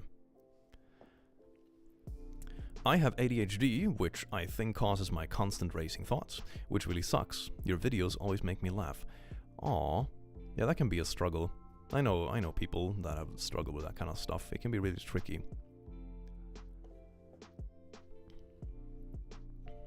My friend's daughter named my emotional support demon Bob.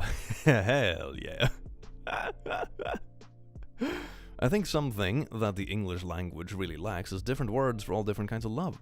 It would certainly help people understand their own feelings and express themselves better.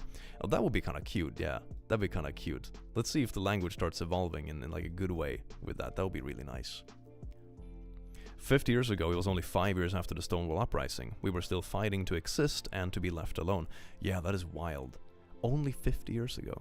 That is insane. That's like 50 years ago. That's when my grandma was my age, you know? It's only 2 generations, that's it. That's it.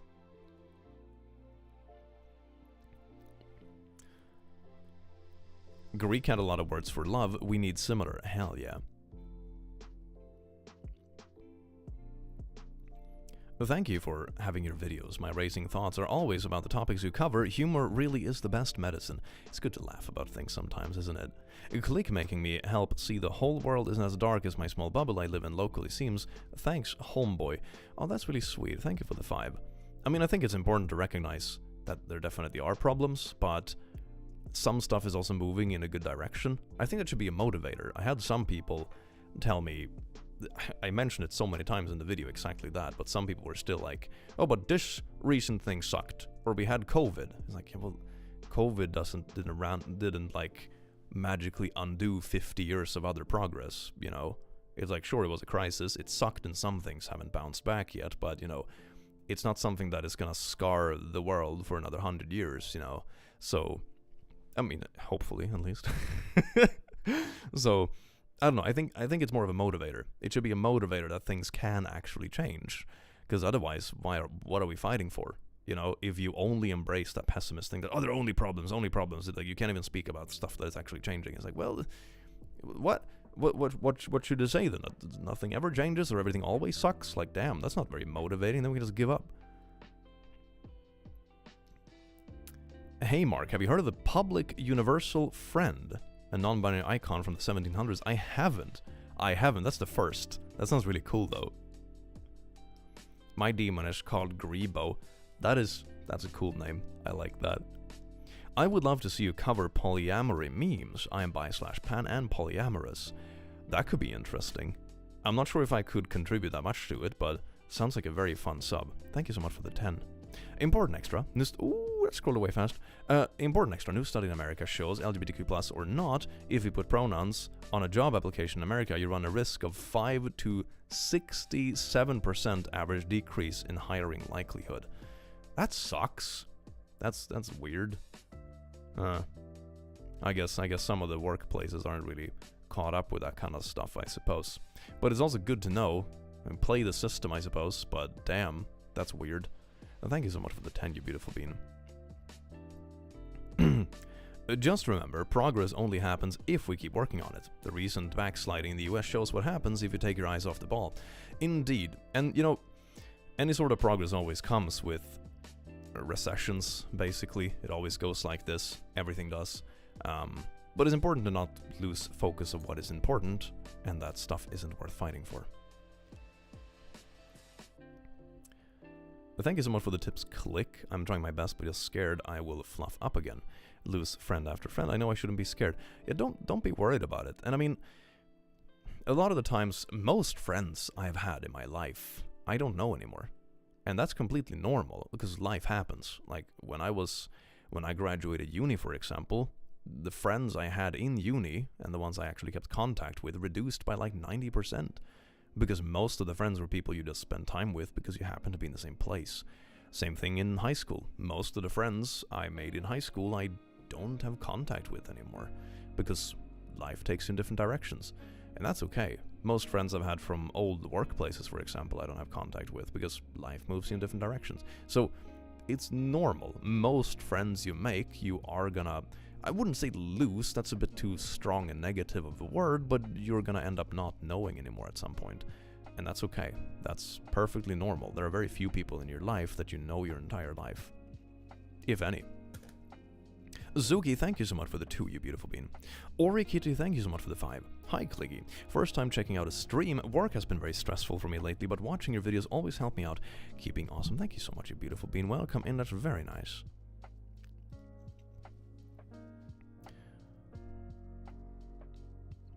I'm watching on an Xbox 360. That's nostalgic. Finally got my dad's account back. So I'm glad I remembered his info because it's all I have left of him. Nostalgia is such a nice feeling. It's so cool that you've got to keep that though. That is amazing. It's always nice to be able to keep memories, isn't it? And Click's videos on stream help me so much. They're half the uplift. I have to keep taking steps forward to make me feel better. That is so sweet. I do hope stuff gets easier.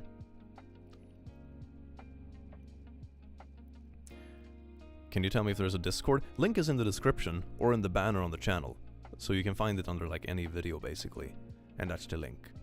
I think you have to verify it with a phone number or something. Something we have to do to reduce spam and trolls, but that should be about it. It's a pretty simple step. Recently, I have been having a very hard few weeks, but watching your videos every day before work helped me in my mental state. Thank you for everything you do. That's so sweet. TTV, welcome in, you beautiful being. Thank you for the 5. I name my ESD Lyman after my art teacher. She loves watching you. I am a furry, by the way. I don't know what that is. Oh my god. I have a small friend circle who love watching your Reddit videos. That is so cool. That is so freaking cool. Hell yeah. Hope you all know your matter. Reese, thank you so much for the lasso. Can you sing something for us? Not today. I don't really have the setup for it right now. But I should do some like cozy kind of campfire sing-along someday. It's always a nice vibe. One thing I realize with today's world is that while things happen less often, like recessions, the interconnectiveness of the internet makes it appear much bigger than it is sometimes. Yeah, Mario, that's a very good point. Like, the internet, for example, has its pros and cons. Like, the pro is that we are very connected, offers new job opportunities, makes you learn about the world in a completely different way. The downside is you hear about all problems all the time, no matter how far away they are. Which of course doesn't mean that the world has actually gotten necessarily objectively worse, it just means that you hear about everything all the time. In some ways it's good. I also believe, hopefully, that it changes stuff faster, for the better. But of course on an individual level it can also be exhausting, because you're exposed to so much all the time. I think it's one of the challenging things with being a creator, and I know a lot of creators talk about this kind of stuff as well, that being a creator can sometimes make you feel bad, or even depressed even, because when your job relies on staying up to date with everything that happens online and so much of it is kind of argumentative or negative or bad news, etc., it's really difficult to disconnect it and it can get very overwhelming. Oogly, thank you so much for the 5. Everyone smells amazing. Yes, indeed, they do.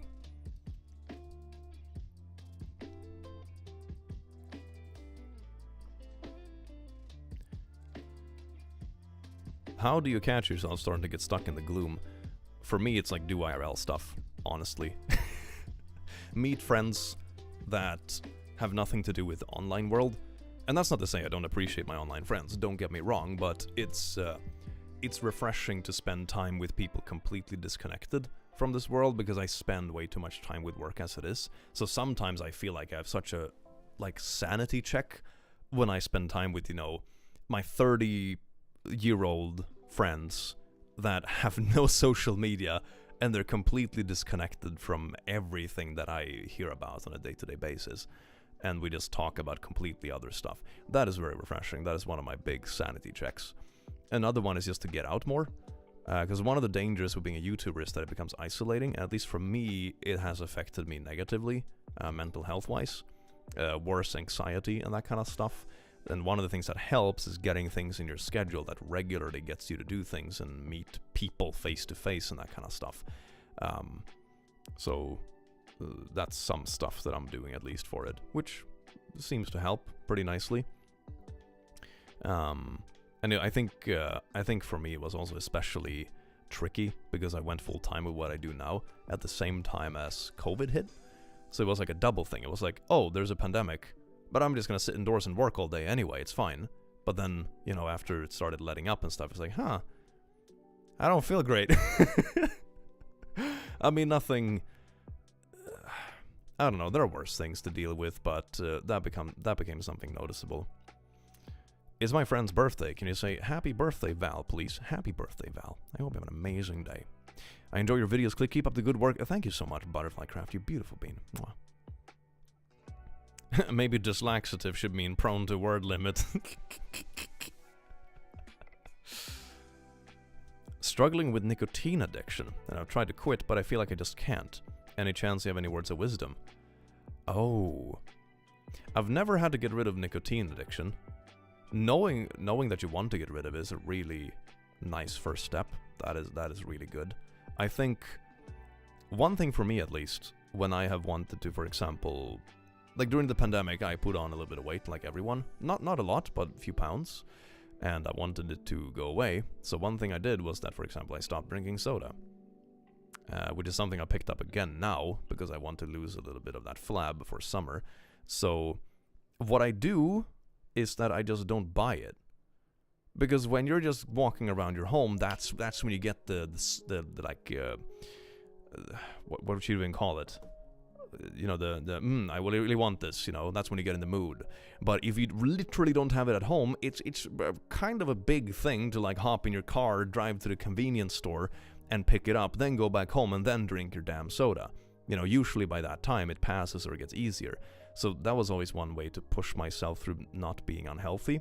It's like, oh, I'm gonna stop eating snacks and candy. Just don't buy it. Don't buy it. Because odds are that you get that inkling, that mood for it when you're just at home, bored or something like that. But if you literally don't have it accessible, it's like, well, I'm not gonna get in the car and put on pants just to go get a bag of fucking chips, you know? So that was something that really helped for me. Nicotine is a bit more intense than just like not drinking soda. Definitely, it's way more addicting. But I suppose that's my closest experience I've had with something like that. Changing habits, especially bad habits, is easier if it's literally not accessible. So that's one thing. Something else you can do, I suppose, is set up a punishment for yourself with it. Like, okay, every time I buy a pack of cigs, I have to donate the same amount to a charity, for example. And it's like, fuck, now it got really expensive. Do I really want to keep doing this? It's just like ideas, I suppose. But I have had friends and relatives that have actually quit smoking, and they have all succeeded to stuck by it. So it is very much doable. You just have to get past the point where it like really gets out of your system, you know? And really break the habit. Some emo elf chick, thank you so much for being a last for 10 months, you beautiful bean. Welcome in. Mwah. Another thing, is that a new record player? It is indeed. I mean, I've had it, but the furniture is new. I used to have this in another room, but then I got a piece of furniture for it that fit much better, and I put it in the studio. And it looks really nice, because the speakers that it goes with, the speakers, and it's like a bunch of stuff I pieced together from old family things. So the speakers, they're a little bit hidden behind the mic arm now, but this is one of them. That's my grandpa's old speakers. He got them probably back in the 70s. They're really nice. I need to get new membranes for them though, because they're a bit like old and dry and have started cracking.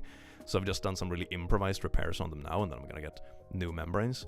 This piece is also from Grandpa. It's like 50 years old. It's really cool. It's like retro stuff, and it lights up. Let me show you. Check this out.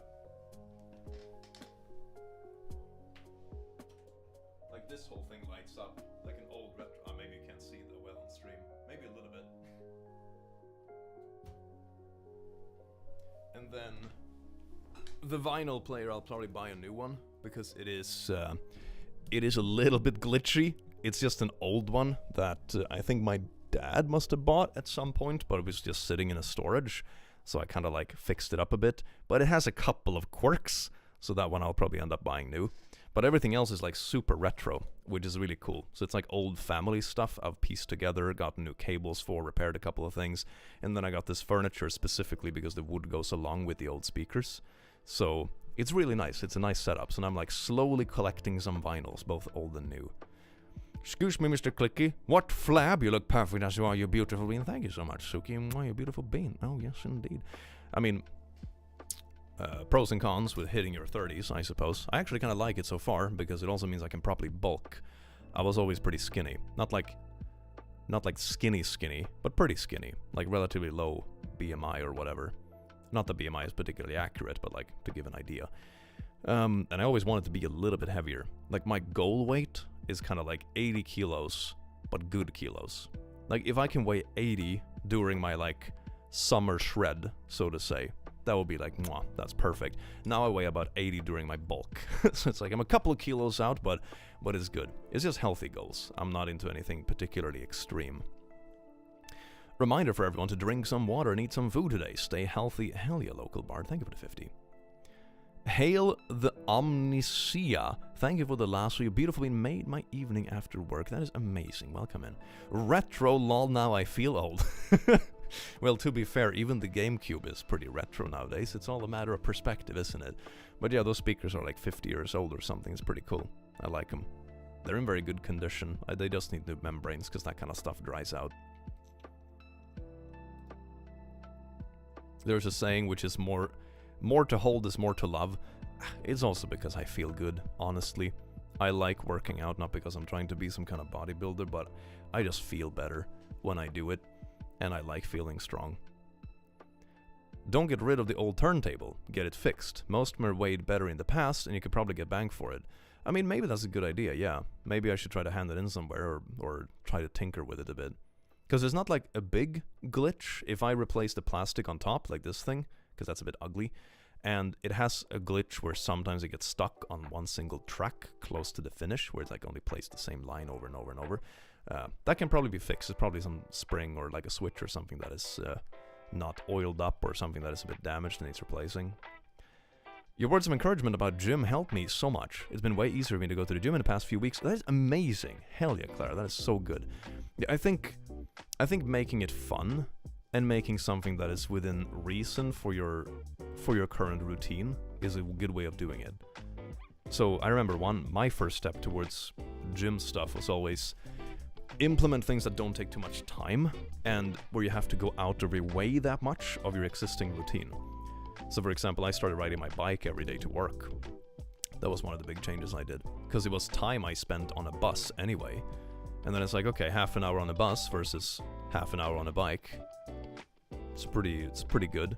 It's like time that I would just sit there anyway, so I didn't have like fewer hours in the day to do something else. But I was an hour on the bike every single day. Hell yeah, that was amazing for my health and stamina. And then when it came to like strength and stuff, I bought a couple of free weights. I put up this thing, which is that one, for example. Good stuff. Can be a bit tricky if you're just starting out. Can be quite heavy, but you can also get rubber bands to make it easier. I also have rubber bands. But stuff like that, and the main point is just to have a good routine. You don't have to do the most extreme, like, fitness thing, bench pressing shitloads of weight right off the bat. It's more important that you do something and keep doing it. That's the thing. And one thing I see people do, which I think is a mistake, is, for example, they get a New Year's resolution, they decide, I'm gonna go to the gym 5 days a week, and then after like 1 or 2 weeks, they're too tired, or something comes up, and they just lose the entire routine right away. Because it's too much. It's much better to do something gradual, and then it's like, okay, now it's feeling good, now it's getting easier, it's more fun, because I can feel the difference, and then you ramp it up a bit, That's how you do it. Habits are easier to get if they're not that massive to begin with. CDs and DVDs are now considered retro, and that makes me feel so old, yeah. Amen. Currently working on building up some basic strength myself to hopefully get helping my joints and stuff in general. Hell yeah, that is beautiful. Yeah, I think it's really valuable. One thing I started doing more as well is back exercises. Because one thing when you sit by a computer a lot is I don't have back pains, but I have one stupid muscle that is like more stiff than it should be. And that pretty much went away completely when I got a better chair and I started doing more specifically upper back workouts. Completely went away. So, what tip would you give for keeping up working out when you're sick or easily get sick? Depends on the kind of sick, I suppose. If you mean like the common cold, the main dangerous thing to do when you have a common cold is stuff that catches you short of breath, like running or stuff like that. I would say if you want to keep up with something that isn't too demanding but will still get results, is like a light strength workout. Like, for example, push-ups, sit-ups, everything that is relative to your body weight is really good, easy fitness that doesn't leave you too winded. You can do it wherever you are, and having like a routine, just set up like so you work out 20 minutes a day. And if you do that with decent intensity every day, that's actually gonna give decent results. It's not gonna be enough to, like, for example, lose a lot of weight. For that you need longer swaths of activity. But for like getting basic strength, helping with back, building a little bit of muscle, 20 minutes a day, reasonable intensity, working with your own body weight. Like for example, tricep, you can do your backwards push-up on a chair, or you can do regular push-ups on the floor, do some squats, sit-ups. There you have a pretty decent, like, all-body workout routine. That will get you in, like, pretty decent shape, honestly. Did you do all the art behind you? No, it's fan art. This is all fan art that people have sent to me. It's really cool. I need to update it, though. Most of the stuff on the wall is pretty old by now. I have been meaning to update it. I've just been procrastinating.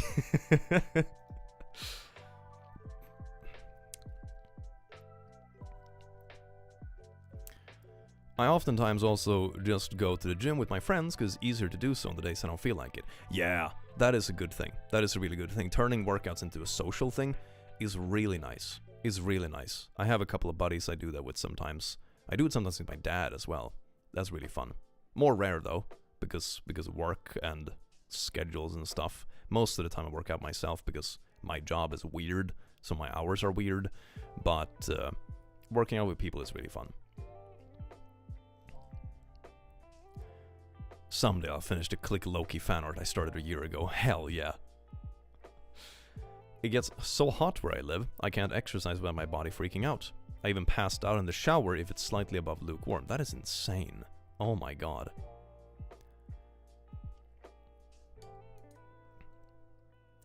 Wish me luck on starting to walk around my block again, now that spring has sprung. That is really good. That is really good. Hell yeah. Walking helps a lot, with just like everyday stuff.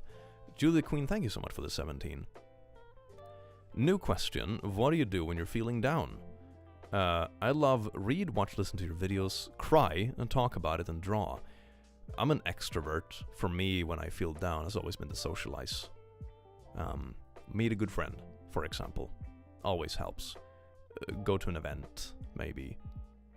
So, stuff like that always helps. IRL things that gets you out of the house and gets you social. That always, like, resets my, I don't know, a negative chemical vial, or whatever you want to say.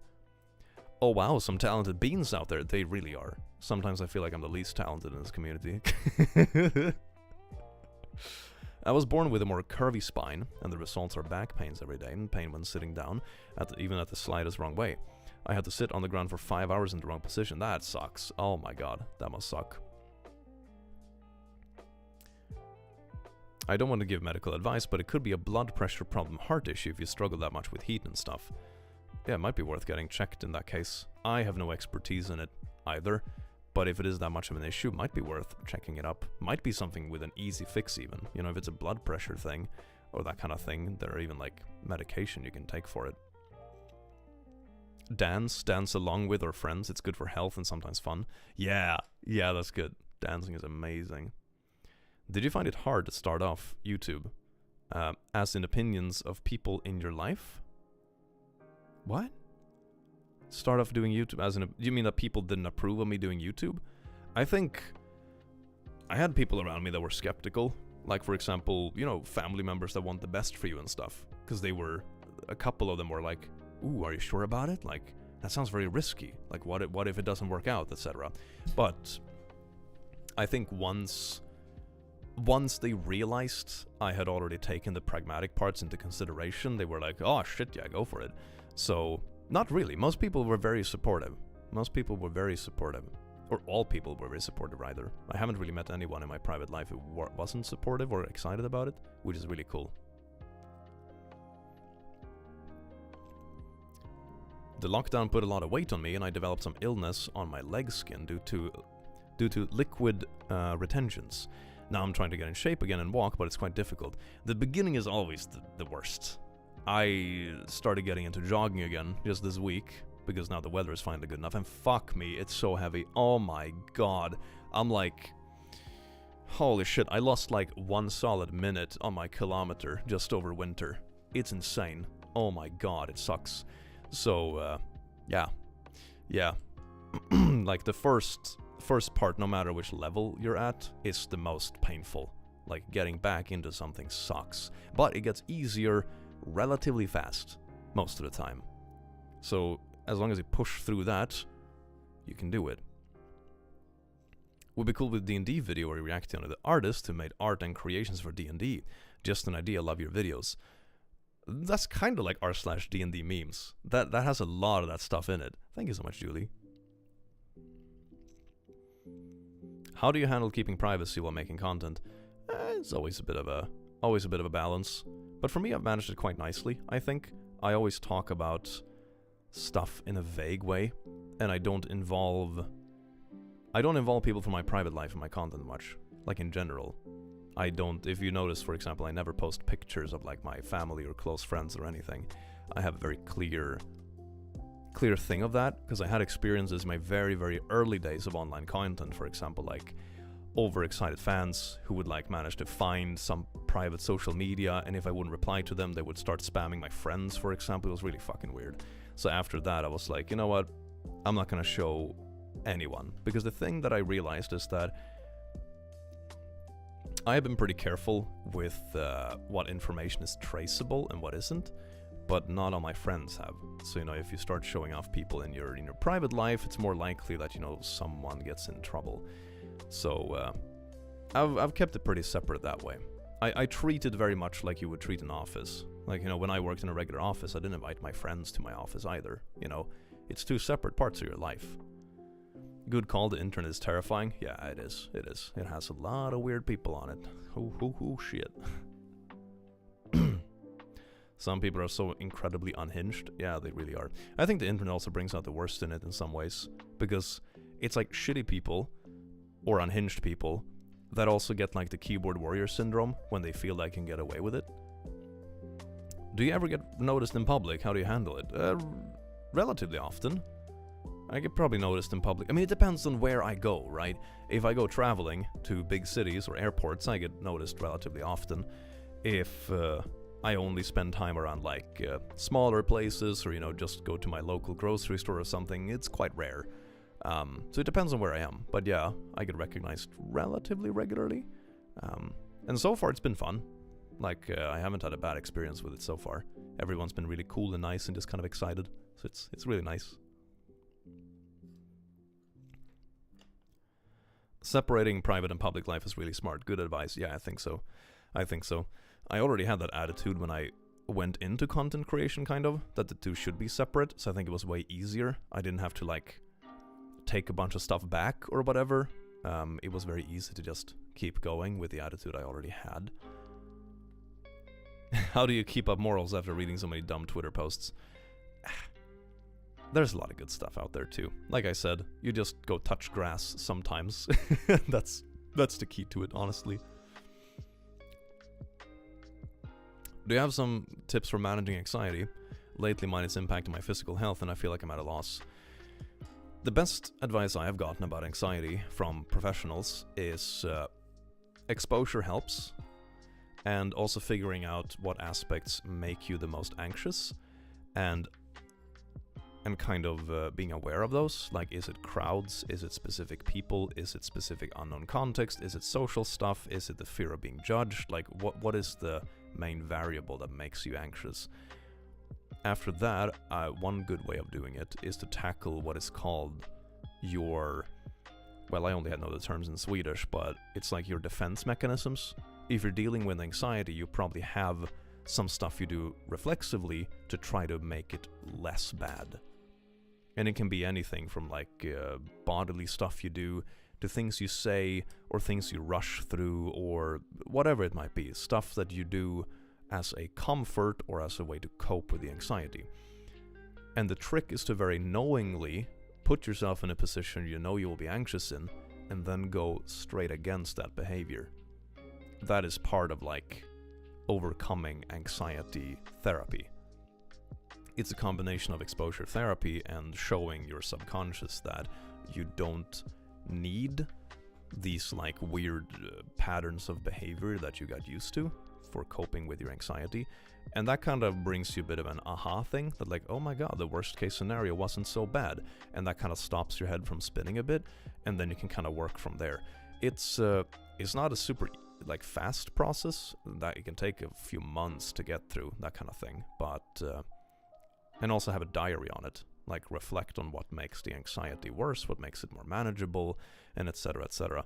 So there are ways to go about it, but all the methods, at least that I know about, of processing anxiety and actually getting better, you need to confront it, sort of. It's like with phobias, you know, one key point is exposure. So there isn't, at least when it comes to social anxiety or developed anxiety or phobias, there isn't a magic pill for it most of the time. There are like anxiety medication for like overall hormone levels and that kind of stuff, like more general anxiety, but when it comes to like social anxiety, one big part is exposure therapy. So that's my best advice to it. It's a pretty slow process, but yeah, so it's not easy, but it's doable. One mantra that helps me with going against anxious feeling is be like the bison and walk through the storm instead of hiding. Yeah, that's also good.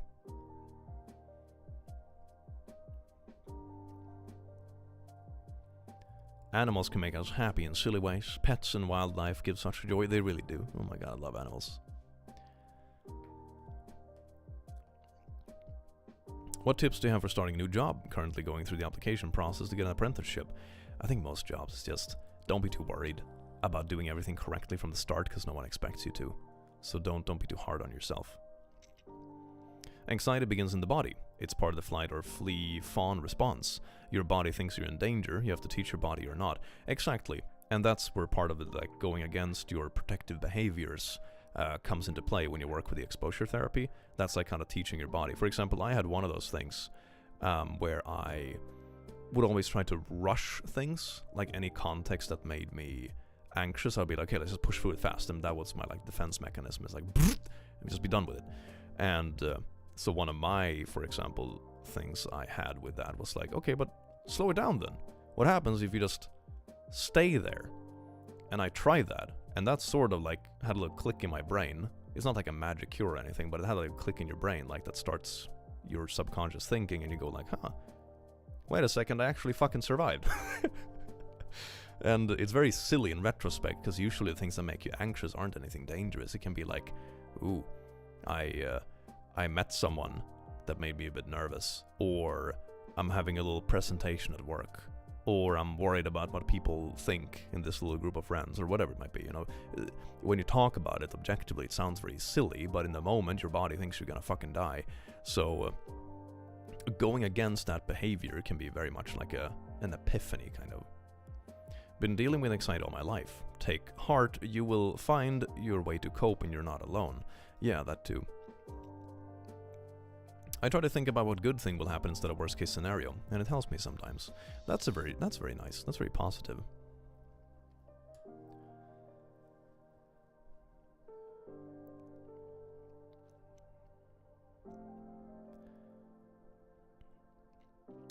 Resisting urge to jump to interrupt the microwave going ding. I wouldn't say that's anxiety, perhaps. Why do people have to hate the LGBTQ? Why can't we send cute spiders and plushies? Send cute spiders to plushies to spread the love instead. What? Are we gonna send spiders to make ship? Oh my god, that would be off a surprise indeed. Holy shit. For me, taking baby steps on exposure help best. It's good to push, but push too hard, and when you need to dash back, you're likely to wind up taking more steps back. Slow increase, yeah, exactly. That's a good way to do it, like, ramp it up. If you know, like, oh, this situation here gives me a 3 out of 10 anxiety, and this over here gives me 8 out of 10. Start with a 3 out of 10, and do that, process it, get through it, take practical steps, process what kind of defensive behaviors you have. Okay, now this feels manageable, you know, the exposure also helps. Then you step it up to a 5 out of 10. What's the next step? Is it more people around you? Is it more noisy? Is it specific places? Is it specific people? And then you like gradually make that exposure worse, if you will, and eventually you get to the worst scenarios and you sort of defeat it.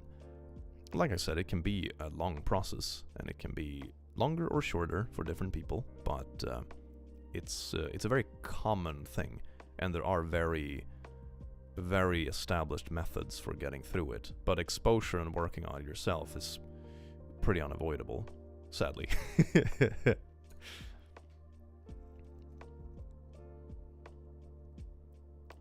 Social anxiety got worse during the pandemic. Right now I can only go outside of my village with dogs since they make me feel safe, even though they are harmless and really old, one deaf and blind.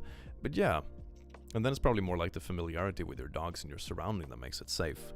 That was one thing that got worse for me during COVID, like social anxiety. And one thing I realized that especially new places are more likely to trigger anxiety than places you know well. So I would do the same activities with the same people, but certain places would like, and other places would be like, yeah, this is perfectly normal. So, oh no, spooders indeed. Man, that feels really bad to have my thing delegitimized? What do you mean? I don't know what you're talking about, I'm sorry.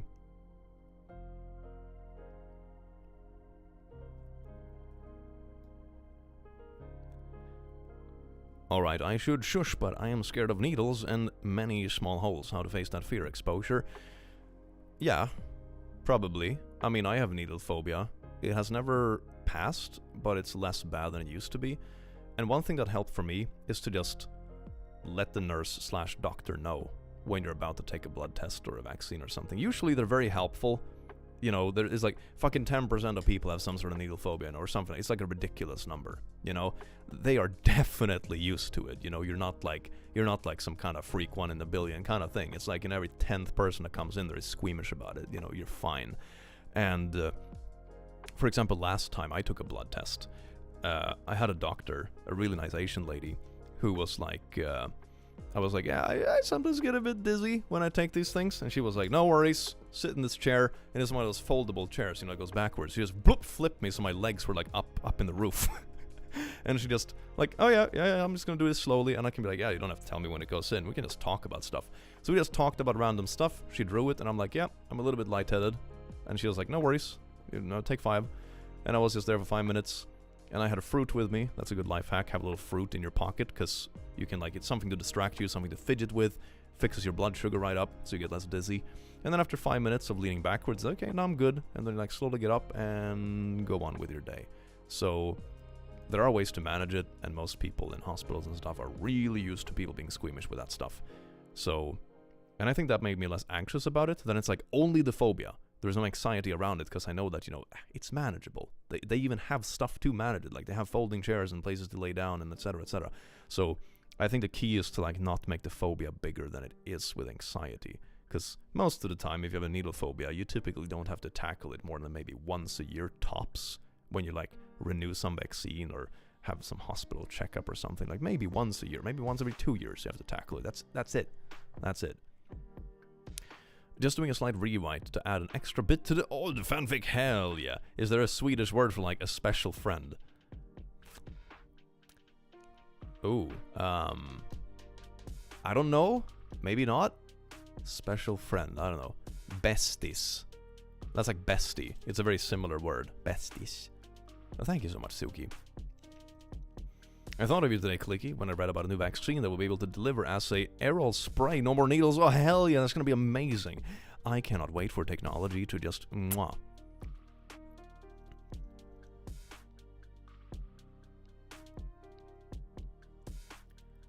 I love your channel because you talk about such heavy topics in such a mature way, while also keeping humor and making it entertaining. How do you do that? Seriously, were you born with this talent?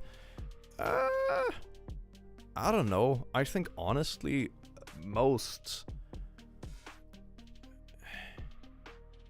it's really easy to look sane online, I think is part of it, you know? If you read, like, the most unhinged Twitter posts and laugh about it, you will look pretty hinged in comparison. So part of it, I think, is just a bias of contrast. I think I'm a pretty just normal, moderate, reasonable person, but when you put that next to, like, the fucking unhinged stuff on Twitter, you look like some kind of super, like, oh my god, all the reasons and all the good takes and stuff, but it's not really that hard to look good next to that stuff. So part of it, I think, is just contrast. Part of it is just that I've been running a platform for quite a while now, and you get a lot of impressions from around the world, which really rounds out your opinions on things. And one thing I also avoid talking about things I feel I don't know enough about. And that's one mistake I see creators do sometimes, that they develop really strong takes about stuff because they feel they need to, even though they're not read up on it. And a lot of the time it backfires. And I try to avoid doing that, where I talk about things where I feel I have something to contribute, which means kind of sticking either to your expertise or stuff you're passionate about or stuff you read up on. And that helps a lot, which is of course also easier to do when you run your own videos, because I can choose what I talk about. I very often cut content. For example, if I have a specific amount of posts I want to read for a video, and there is something I feel like, I'm not really sure about this one, I usually just cut it. Like, why would I bother, you know? If it's not something I feel that strongly about, and it's something where I feel maybe I can't contribute to this, or it's like a bit of a weird gray zone, or I'm not really sure what the people are actually arguing, then I'm like, you know what, no, I'm not gonna get into it. If I don't feel like I can make anything better by getting involved, I don't get involved. Or get Smexy Army Doctor to give you your vaccine. Oh, hell, Yougly, that's a good life hack. Yes, indeed, that is good. I get shots and blood analysis pretty often, so right now I'm getting my T-shot, like, oh, hi, lady, no, it doesn't hurt, but I can feel the fluid in my ass. Reminder to eat and hydrate. Yes, indeed, thank you so much. That's so simple but genius. To be honest, I don't know why more creators don't do that. I mean, part of it is just trends, honestly, and part of it is just controversy sells. Controversy really sells. So, but I feel like I'm not that sort of person. I don't like controversy. Even though I've come up on top pretty well of any kind of controversy I've ever been in, because I think I just deal with it in a mature way that most people should do. It's not even, the bar isn't even very high. Like when I say that I deal with it maturely, that's the baseline bar. It's just that most of it is fucking buried in the backyard. That's how low the bar is. So I think that anytime I've addressed something that is controversial, it's been well received because other expectations are so fucking low. It's not even that I'm some kind of, I'm not some kind of genius when it comes to that. I'm just some dude recording videos in like a rebuilt bedroom, fuck.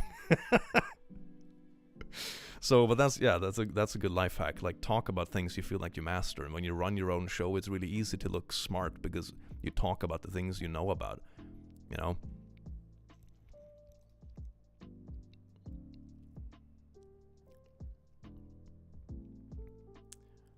The feeling of emptiness can go along with EUPD? What is that? Might just break a bone every day so I can see a hot doctor. Makes me think of that one song Jack's Films made. Drama is more popular than content. Yeah, I think we're probably gonna see a recession in drama content too, because a lot of YouTube feels like it's moving in a very tabloid direction for the last year or two maybe, and I think that is probably gonna get saturated too, and we're gonna see something else that gets pushed again. So it's like meh, it's like with everything, trends come and trends go, but drama has always sold even before YouTube. You have tabloid magazines, you have drama reality TV and everything. This is just YouTube's version of that. How are you doing today? Another month of magical mayhem and wholesome chaos. Yes indeed, Angry, thank you so much for 26 months royal loss. That is way too generous. This one is all for you. Mwah. No way Click had controversies. That's like high-key dumb. His content is so unproblematic. What? Oh, you'd be surprised. You'd be surprised about the dark secrets. No, but there's, you're a public figure. Most of the time it's like misunderstandings, honestly. Or it's something silly. Like, what's a good example? Like, about a couple of years ago now, there was the established titles thing, for example. It was a sponsor I was actually excited to work with at first because their message sounded really good. It was like, here's a gimmicky gift that works well as a present to someone, and it's like to support a charity. So it's really cool, and I never took it serious that, you can legally change documents or whatever. I always thought it was kind of bullshit, but, it was for a good cause, and it plays on like a funny tradition thing, even though it's not technically true. It would be kind of similar to like if, in Sweden, for example, swans were recognized as property of the queen up until not that long ago for some traditional thing. So imagine, for example, if I opened a swan sanctuary and I said that, hey, if you donate money to this, you get to own a Swedish swan together with the queen. It's pretty obvious that it's just like meta playing on a meme. It doesn't really have any kind of pragmatic thing, but here's a picture of your swan together with the Swedish queen that you co-own. hell yeah. Like, I can see that being like a gimmick to promote a charity, right? And that's sort of how I saw it. But then, of course, it turned out that the company was just weird, that they didn't really support anything. Like, for every $50, they donated, like, I don't know, 50 cents to some charity that replanted trees. They didn't even do it themselves. And the lands they gave out weren't even lands that was working with preservation. It was just like a couple of random fields along a highway in Scotland. That's it. So it wasn't even anything that was like, it wasn't threatened land or anything like that. It was just some random fucking farmland or whatever. So, so the whole thing was just a massive cash grab that was really greenwashed, because they were like, oh, if we donate literally 1% of our profits to this tree charity, we're like, oh my god, we're suddenly a charity company. It's like, no, you're not. Come on. It's like, charity is good, but this is not enough to promote this as a charity product. Like, get out of here. So that was like where the scumminess went. But anyway, with this controversy, it was a sponsor that I took on because I thought they were good. Turns out they wasn't, after I had done a couple of sponsors with them. So what I did is that I made a video talking about it, where I also went into like how stuff like this happen and how companies can kind of trick you. And in my case, they also came via an agency. And I was actually on this agency case. I was like, have you really looked into the sponsor? And they were like, yeah. We even met them and we had meetings and stuff. Bullshit. Piece of shit agency. I fired them after that. They were absolute incompetent jackasses. But so that was like a thing for me. Don't trust agencies. After that point, I don't work with like any agent. I work with one agency because it's like a continuous contract, but it's also it's only one sponsor. Otherwise, I don't work with agencies because I think they're full of shit. I don't trust any of them. They're incompetent. Anyway, where was I going with that rant apart from advertiser agencies being incompetent? Oh yeah, so I dropped the sponsor and I made the video talking about it to like raise awareness about it, of course. And then I donated the profits I had from the sponsor to charity. So just to like show, and that was also, of course, a privileged position I was in because I could afford to. Of course, not all creators can afford to just give away the sponsor money. Sometimes the money is already spent to be able to produce the content, you know.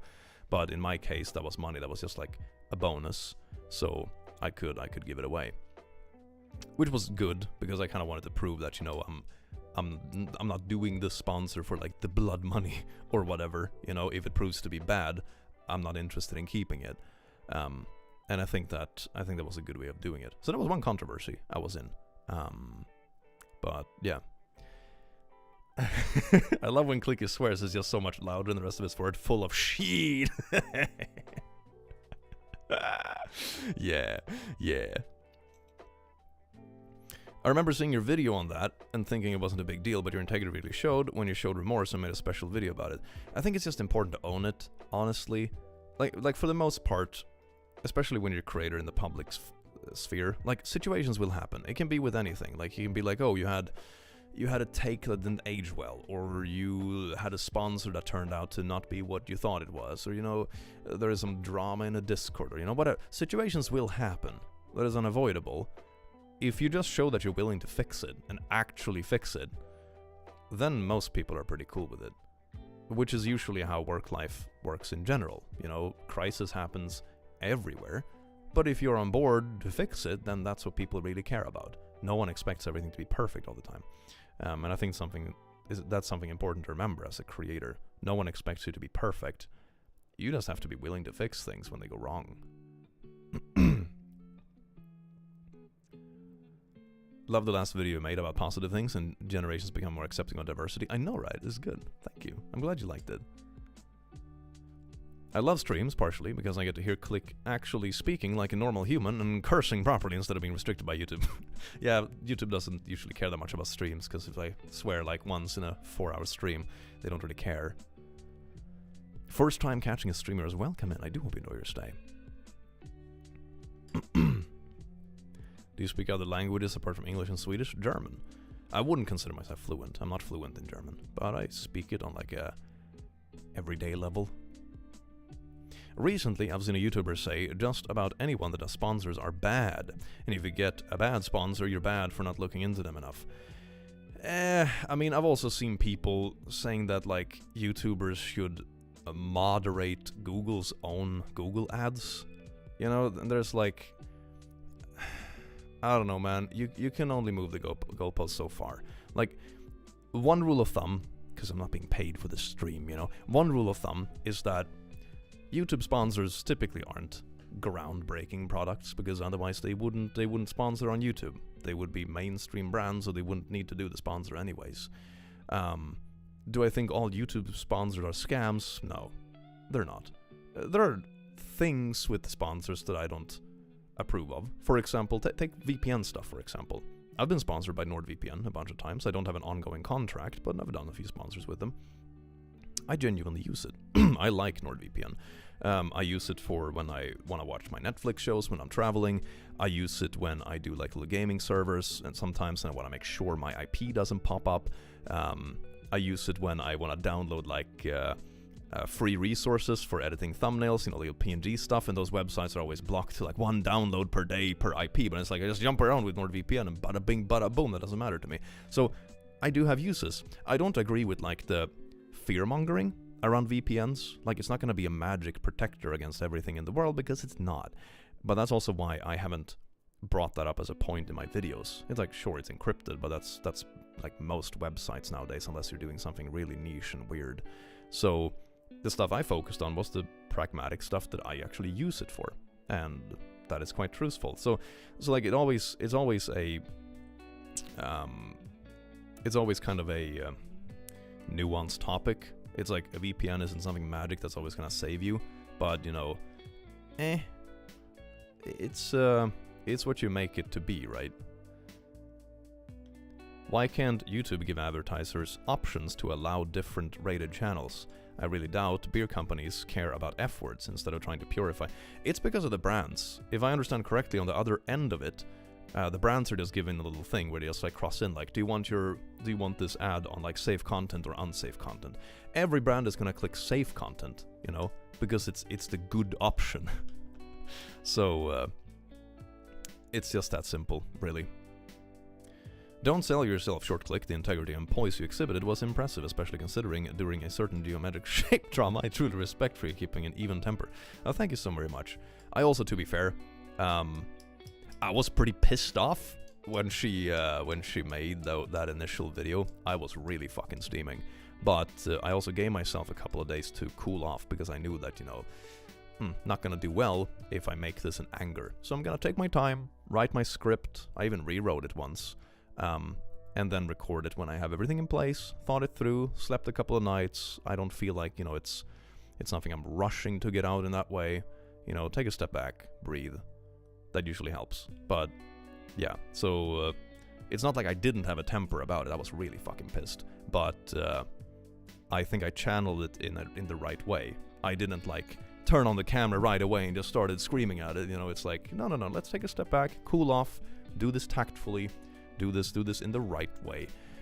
And it worked out fine in the end. Are you going to do bingo collabs? That could be fun. I haven't planned any, but that's a fun idea. Hell yeah.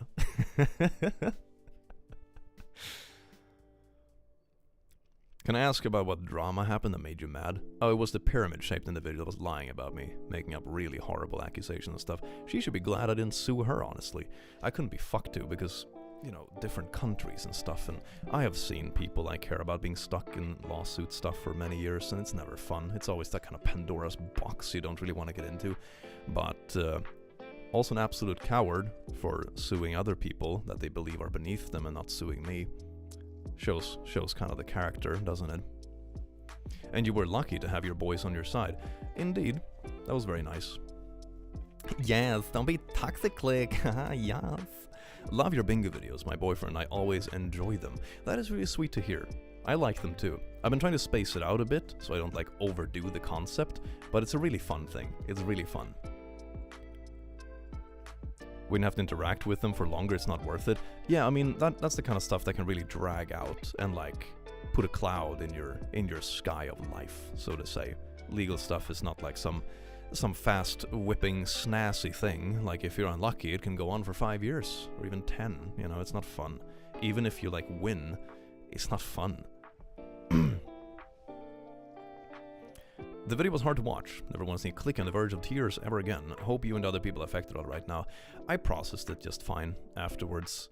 when I was recording it, it was actually completely honest, that recording. I remember some people were like, oh my god, he purposefully left tears in or whatever.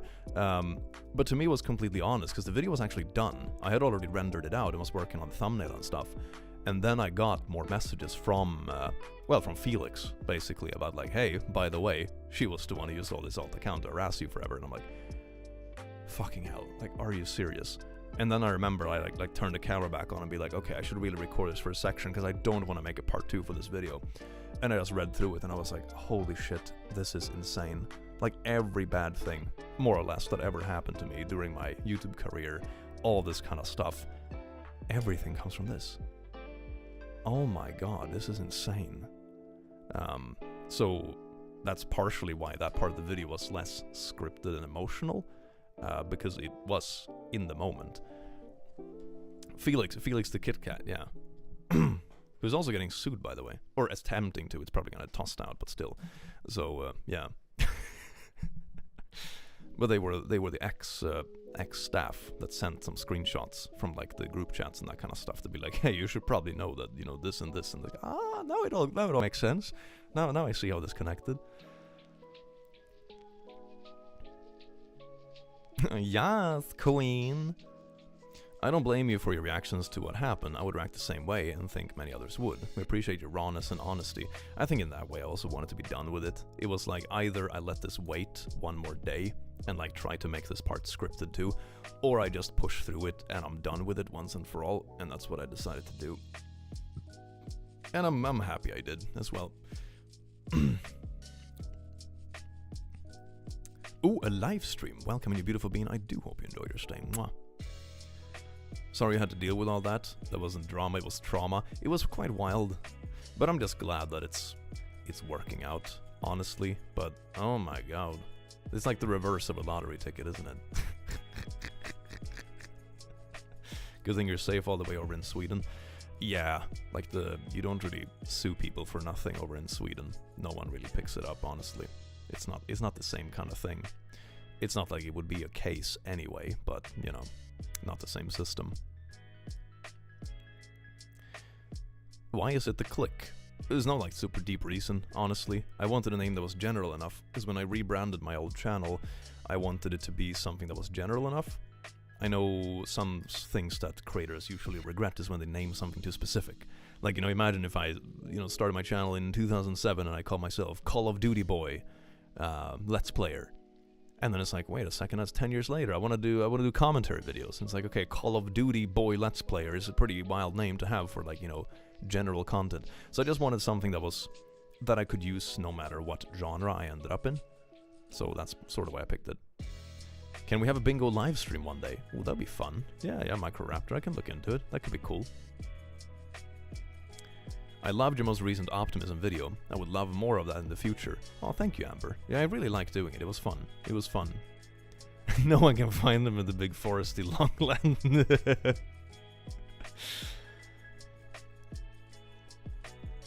Good evening, Clicky. Loving the fancy suit. Thank you so very much, Silver Moon Pie. You smell amazing today. Mwah. The Click Crazy is such a funny remnant of the Crazy Shooting name. It really is, yeah. That was like my Reddit account that I made at some point during that transition. Nice of you to stream during my nightly exercise and need for some wholesome madness. Been enjoying your content a lot. Thank you so much, Andy. Welcome in.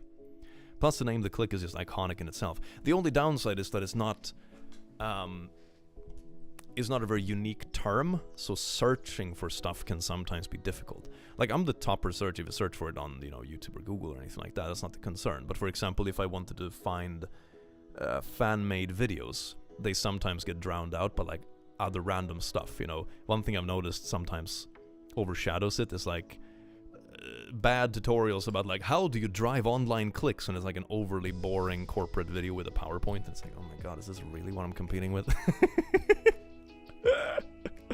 So that's the only downside. Like, the term is too unspecific, so it's hard to search for very specifically, but otherwise I like it. Hi Click, can you say hi to my Squish cat? Hello Squish. Hope you pet it for me, Chris. Pet the kit. Pet the kit. First time catching you live. You're amazing. Keeping you. Sending love from New Zealand. Oh, that's really sweet. Thank you so much, Kylie. How many languages do you speak? 3. That's why I keep watching PowerPoint videos confusedly. Ziggy, thank you so much for gifting a membership. Click is my free therapy. He gave me the emotional support demon who's watching this with me. Oh, that's how it's supposed to be. Hell yeah. Music stream. I should make some kind of live music stream in the near future. It's always very cozy. It's nice. You should make a code name for yourself that only people who watch your videos will know so they can use it for their fan-made stuff so you'll be able to find them. That's not a bad idea. It's not a bad idea. It's never gonna catch everyone though. That's the downside. But that would be a cute idea. Something like some wild hashtag or something. How to drive the clicks? Yeah, those sort of videos. Oh my god, it's like, here is how you make an amazing thumbnail for getting all the clicks on YouTube, and ironically the thumbnail for that video sucks and it has like 2 views. It's like, really? This is where we're at? John Smith, thank you so much for gifting a membership, you beautiful bean. Codename is Clicky Thicky Wiki. That is very niche, at least. That is very niche. First time watching your live stream. Greetings from Slow. See? Oh, thank you so very much. Hashtag Seveden. I love the name Click because it actually made me click the video, and I got stuck in a sea of his videos. Oh, that's supposed to be A. When did you decide to become a YouTuber? Like full time? End of 2019. That's when I handed in my papers at work and set up my little company. So like December 2019, something like that. November, December, maybe late November, something like that. So almost 5 years. It's nuts. Can you imagine that? Half a decade. Holy shit. Another first timer here. Greetings from a Canadian Goose. Welcome in, Goose.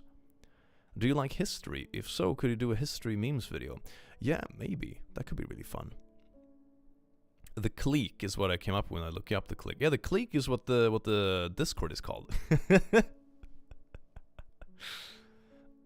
Start of pandemic, nice timing. It was good because I could keep doing my job independent from the pandemic. I just sat inside and worked and recorded and stuff. The downside was that I think life became very isolated for a bit. It was like you work your own company, but then there's also a pandemic, so like you literally don't do anything else. I only worked for 2 years straight. Really good for pushing the channel. I realized I had some personal stuff to work out after that, so yeesh. Audie, thank you so much for being a lasso, you beautiful bean. Mwah. You're probably our favorite dapper Swede. Oh yes, thank you so very much, you beautiful bean. And then like a week later, you got your channel deleted. Yeah, you really got screwed over a few times in your YouTube career, goddamn. I had a few unlucky ones, yeah. Sometimes I sit and look at my YouTube career, and I can't tell if I'm the most lucky bastard for being able to do the silly content I do for like 5 years. You know, that feels wild. Most people that started around the same time I did, like in the old Reddit days, for example, most of them fell off, mainly for personal reasons, I think. So that's really wild. So in some ways, I consider myself incredibly lucky that I've been able to do what I do for so long. And in other aspects, I'm like, damn, I really pulled some stinker lottery tickets, didn't I? Like, oh my god. So, live and learn, I suppose. God damn. Do you plan on making songs or covers again? Yeah, I had a couple of works in progress, but I had some issues with my music programs when I rebuilt my PC. So, yeah, sort of been a bit procrastinated. You're sliding off your chair. It's just good posture, okay?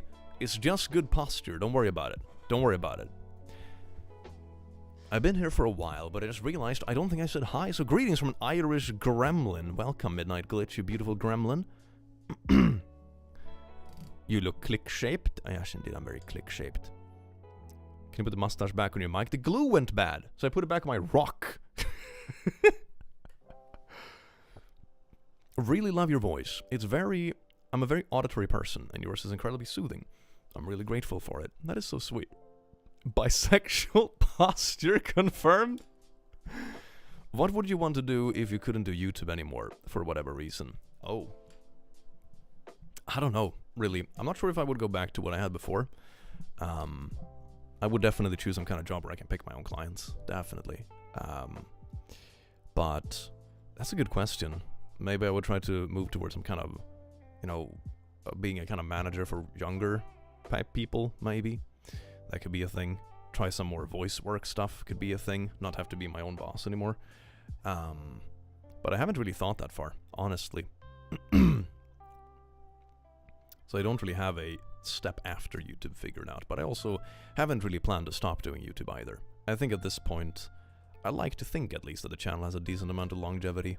I don't think it's the kind of career that's gonna last me, 40 years. I don't see that. But, maybe at some point it's gonna flatten out, and I can keep writing it, doing my little streams, doing my little events, little silly videos, and like keep it on a nice level, maybe love a podcast. Yeah, I did one with one topic for a while. But it just became incredibly difficult with time zones and stuff, because we're both busy peeps and we live across the world. So it's the same kind of issue that with streams. By the time I'm almost in bed or like sitting, watching TV at 10 in the night, that's when most people like, want to get going with recordings in the Merca time zones. Night, thank you so much for being a noble lass, you beautiful being. But I think a podcast could be fun, although nowadays podcast is very saturated. I would really need to have some sort of twist or niche on it to make it feel interesting enough, I think. Love watching your lives, Click. I'm currently watching this with my dog trying to relearn piano. Currently on Mary Had a Little Lamb, hell yeah. Say, oh whoa, anyone who'll still be here in the next 40 years. In 40 years, I'll be 71. Can you imagine? Holy shit. To hear Click's calm voice is a great way to relax. Oh, hell yeah. Toxie, thank you so much for gifting 5 memberships. And Marty, thank you so much for being a member. You're both beautiful beings. Do you actually play the guitars on the wall? Yeah, I do. The ukulele I have dabbled with, but I play it too rarely, right? I don't have like a core learning in the ukulele, so I play it decently well, but I have to like look up the tabs and chords when I play it, because it's not in my muscle memory. But yeah, I've played the guitar since I was like 14 or something like that. I mainly play rhythm guitar and sing nowadays. I used to play more riffs and electric guitar and that kind of stuff back in the day, but nowadays it's become more of a rhythm guitar for singing along with it. Just save it for your next apology video. Yeah. Oh my god, instead of the ukulele, I'll bring out the electric guitar. Be like, wait a second, I have to do this proper. Hold on. So when you get a Click video and it looks like this, and I have some tears in my face, and I bring out an ukulele and I'd be like, hey everyone, I see you heard the allegations about me showering with my socks on, and I know that you probably won't be able to forgive it, but this is actually very toxic and gossipy, and people shouldn't be so concerned with what I do in the shower, especially if I want to shower with socks, if I allegedly did that. So anyway, I'm gonna sing this ukulele song now. Ooh, soggy socks. I love my soggy socks. I suckle them good. And that will make it worse. Way worse. Okay, anyway, that's my apology for today. If you're here till you're 70, I will keep coming back. Hell yeah, Tiger Lily. That sounds amazing. Ah, yeah, that's beautiful. Booyah. Gotta love the apology song from a while back. The I'm sorry you think you deserve an apology one. Oh yeah, I did one of that, didn't I? Sorry that you think you deserve an apology. Something like that. Oh my god, that'd be so good. That'd be so good. That toxic gossip train is clickbait. Unlike me, I'm the click. Exactly. Everyone is just clout chasing because I'm so popular and cool. Clipping this out for future reference. Oh, let's see. That's gonna age well. I love when you sing in videos. Want to sing more? Yeah, it's gonna be fun. Want an entire apology vid, but with a kazoo. Oh, that'll be so fun. There's a... Hello, everyone. I am like so sorry, you guys. Wow, I am crying tears. Real tears. It would be fun to make... I should have made like a fake apology video for April Fools. That would have been so much fun. But just spend the entire video being super vague about it, so people are like, did it actually do anything, or is it just bullshit? You don't mention anything. It's like, hi. Those very word poopy essays you did in high school, where it's like, I am acutely aware of the current allegations going around, and I just want to say that I am very committed to rectifying this situation, and I want to do my very best moving forward to know that my fan base can trust me, because we all believe in openness here, don't we? Openness is very important, and integrity as a creator is something that we all value in this community. Slight little tear for effect and that kind of stuff, and I feel so bad, although I won't admit to doing anything wrong. Just know that I feel really bad, but I didn't do anything, but you know, and you feel bad too, and we'll feel bad, and you should also feel sad for me, and I'm gonna go shower with my socks on. Goodbye.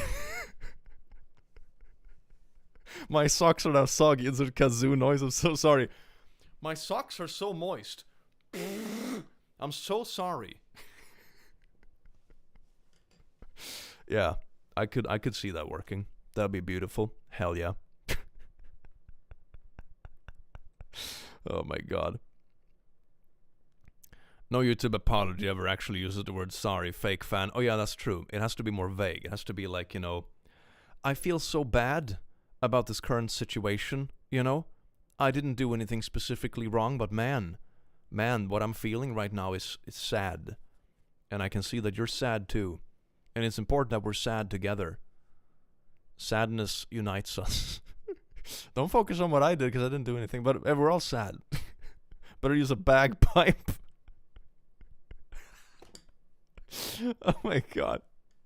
Honestly, Jesus Christ, I saw someone make a joke about that during the whole plagiarism drama after the H-Bomber guy video, and someone suggested, like, damn, these creators that were called out, they should just completely own it and just completely plagiarized Gossip Train.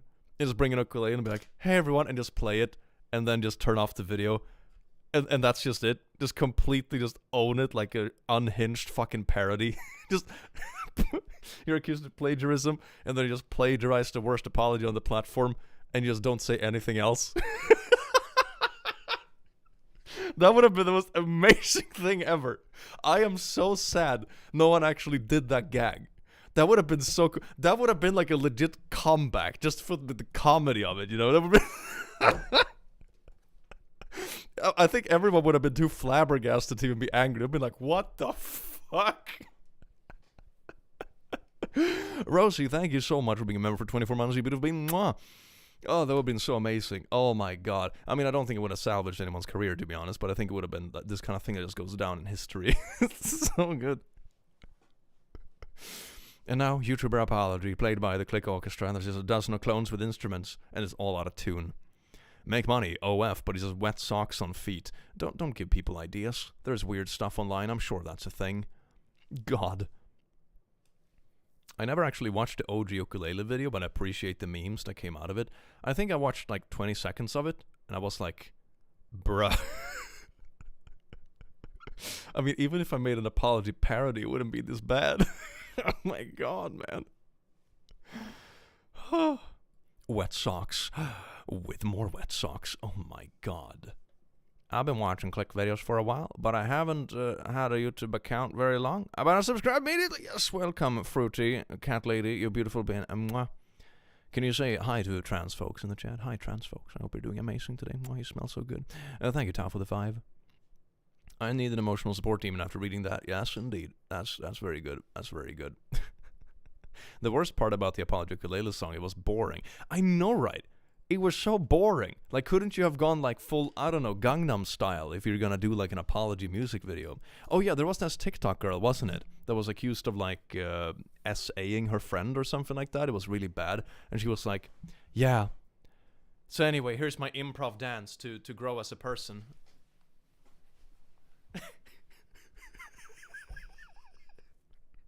Oh my god. Oh, Emily, thank you so much for being a lastly beautiful being. This one is off for you. Mwah. I feel supported when we laugh together. It's a good thing. It's a good thing. Oh, I remember that. That's already like a couple of years ago. It's wild. Time goes so fast. All right, forgot about that one. Yeah, there have been so many bad apologies that even though that one is like so unhingedly wild, it's still like, oh yeah, that was a thing. Yeah, the improv dance. Yes, I know there has been some dramatic stuff lately. Anyway, here's my... Holy shite. I know you and Dodger and Topicky Wapicky are all in different time zones, but would you be able to do collaboration? I believe it would be the most powerful video on the internet. Maybe even Ty Turner. Thank you so much for the 20. No promises. I know that everyone is really busy doing their stuff, but it would be really cool. It would be really cool, yeah. I've been dabbling in that kind of stuff. It is tricky to make collaborations work with too many people as well. I think 3 would work, though. I think 3 would work. I'm only here by the title, thank you, Click. Your friend Shape too, love your energy, bubbly and optimistic, and may the rest of your stream go well. That's it, bye-bye, and take care, everyone. Billy Ivana, I hope you're Southern, and I did your voice accurately. Mwah. Could you react to the good side of Gacha? Maybe just once, but only if you want. I would love it. And the rest of the good side. I mean, I haven't covered anything that is Gacha related for like 3 years, to be honest. Not really interested. Do you know Lexi Kitty? Lexi is really cool. And Click, your voice makes me gay. Yum. I found you from Gacha Cringe. How do you feel about that? People found me from all kinds of cursed stuff. People either found me from like Yif and Hell or Gacha Life Cringe or Noah Get the Boat. Which maybe is a good thing. Maybe that's actually why the fandom turned out to be so wholesome, because everyone came in from that cursed shit and their expectations are in the gutter, and then it's like, hey, this place is actually kind of cool. Maybe that's why. Maybe I just set the expectations so low that anything is like seen as a positive. That's beautiful. Probably found you from some queer stuff, lol. Don't really remember. Yeah, that's also very likely indeed.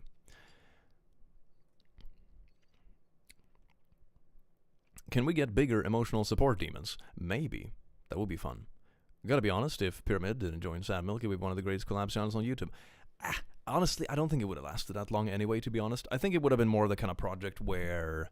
I mean, it could have lasted a while, but I don't think it would have been like a smash hit, because the style of content was already kind of... I wouldn't say dying out, but it wasn't new either, you know? I think it would have been the kind of channel where we probably would have made, you know, a video or 2 a month, maybe. It would have been like a fun side hustle, but it wouldn't have been super serious, I think. But that's just speculating, and I don't mind so much, to be honest. I remember your early furry IRL days. Back in those days, I don't know what a furry was, and then Click ruined me. I don't know what it is. It was gaslighting me. Oh my god. Do you realize you can live off an OnlyFans with only your voice? Oh yeah, maybe that's what I'll do after YouTube. Maybe that's a valid career option. Hell yeah. How's the duck plushie going? Hopefully demos will be done soon. MK Squid, thank you so much for the noble lasso. Does that sinking feeling you get when you read hate comments ever go away? I only have a small account, so it's rare, but it still affects me. Ooh, good question. I think that your skin definitely gets thicker, for sure. I think saying it doesn't affect you isn't truthful either. But I remember when I got, for example, mean comments, or I found, like, bad opinions about me online or something like that, I remember I used to feel like a bit of a lump in my stomach. I don't really get that anymore. Like, individual mean comments. Like, for example, I had one on my video yesterday, on the Optimus video. It was someone saying something, like, incoherent, and I just replied, like, what? And they went on a mini rant about being like, well, I am in the LGB, and I, along with many others, want to remove the TQ, and you shared your stinky opinions, so here's my stinky... And I felt like, you know, you're either fucking 13 years old, or you're a complete dumbass, or both. And I don't know. And instantly when they were writing like that, it just mentally put them so far beneath me in some way. Maybe that sounds mean, but you know, they just came off as such a fucking troglodyte. So and I did have like a gut feeling about it. I just watched that comment and I was like, damn, that's dumb. So sometimes, but I think it's more like the overall thing that gets to you when you start getting used to it, if that makes sense. Individual comments don't really get to you in the same way, but if it's bigger things, or like a trend, or, you know, some other figure that, for example, rallies people against you, that can feel really bad. So yes and no. I think your skin becomes thick enough to be immune to like the tiny individual things, but bigger things still hurt. Like the overall general thing still hurts, if that makes sense. That's at least my experience with it. No, that ain't mean, that's a mood.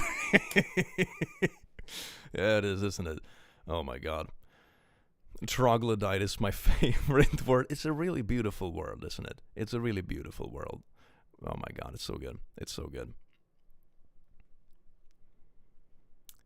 You should cosplay Jesus sometimes and hop on a skateboard. What if I can't skate? Oh my god. Swearing with socks. I always swear with my socks off and in the shower. That's not mean, sounds very healthy to me actually. I've given people like that way too much of my time in the past. Thank you for the explanation, by the way. Yeah, I think sometimes, like, you know, you have to find the balance, right? My overall attitude in life is to be pretty diplomatic, but I'm also old and bitter enough to the point where I'm like, not everyone deserves my diplomacy. Some people are just here to be buttholes, and I can just give them the finger, and that's okay. You know? As a member of the LGBT community, I think all people deserve rights, and you don't have to understand it for it to be valid. It's all such a stupid thing. Like, they're obviously like a very young person, a little edgelord, or maybe they even lied about their own identity. That's also very possible. I'm not even sure if they are LGB, to be honest. You know, an account like that could very much just be bullshitting. I wouldn't be surprised if they just lied about all of it. But even if they weren't, it's such a stupid thing, because if you're a bit older, you will recognize that the talking points against the TQ is the exact same mimic talking points we saw towards the LGB 30 years ago. It just repeats. So, meh. It's like, no matter how you want to twist and spin that one, it's just like silly. You should do a video on this new subreddit called The Fnurry Blear. It seems fun. I don't know what that is. No freaking clue. I want to hear Clicky sing Wonderful World. I almost read it as Wonderwall first. Well, that's a very nice song. Gonna get DC copyrighted by YouTube. Any chance you'll go back to some of the subreddits you haven't been on in a while? Most of the subreddits I stopped doing because they went bad. You know, Noah Get the Boat is one of those examples. It's not even cursed memes and fun stuff anymore, or sarcastic things. It's just like really dark news articles. It's like, a school bus caught fire and then melted kids in acid, and it's like, what the fuck? What? You know, this isn't content. This is just sad. So yeah, it's a bit. So a lot of the subreddits I abandoned are for like good reason. What is a nice place the world would be if showering with socks was a problem? Ooh, maybe. That's a very good question. I'm going to think about that. Your video about how things are getting better brought me so much joy. I know, right? It's nice to take a step back sometimes. It doesn't mean that we don't have problems now, like current events and all that kind of jazz, but it's also important to see that over greater swaths of time, things typically do get a bit better, or a bit less worse at least.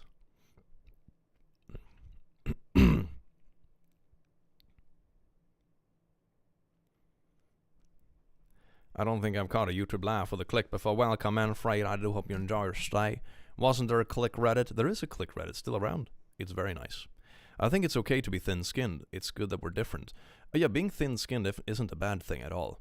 I think for a job like this, it can make it more harsh, if that makes sense. But no one is entirely thick-skinned either, if that makes sense. I think it's important to learn how to, for example, bump heads without being anxious about it, and when to dismiss criticism versus when to take it to heart and not take things too personal, that kind of stuff. Everything is a learning curve. But I think calling it thin-skinned is also like, I don't know, it sounds insulting in a way, you know? It sounds like, oh, it's weak or something like that, but it's not. You know, being sensitive to things is a good thing. You know, most people that you find likable are people that are actually respectful or sensitive or actually care about people around them, you know. I think you missed my super chat. Can out in normal chat, but wanted to let you know. What? Maybe. Sometimes the notification isn't great. Let's see. I'm not sure if I see it. No idea. It's okay to be sensitive. We all are different, and that's a good thing, indeed. I don't think it's like a good or bad, but sometimes it does definitely. I'm very thin-skinned, always has been, probably always will be. But also, personalities in general also depends on like what you will enjoy doing in life.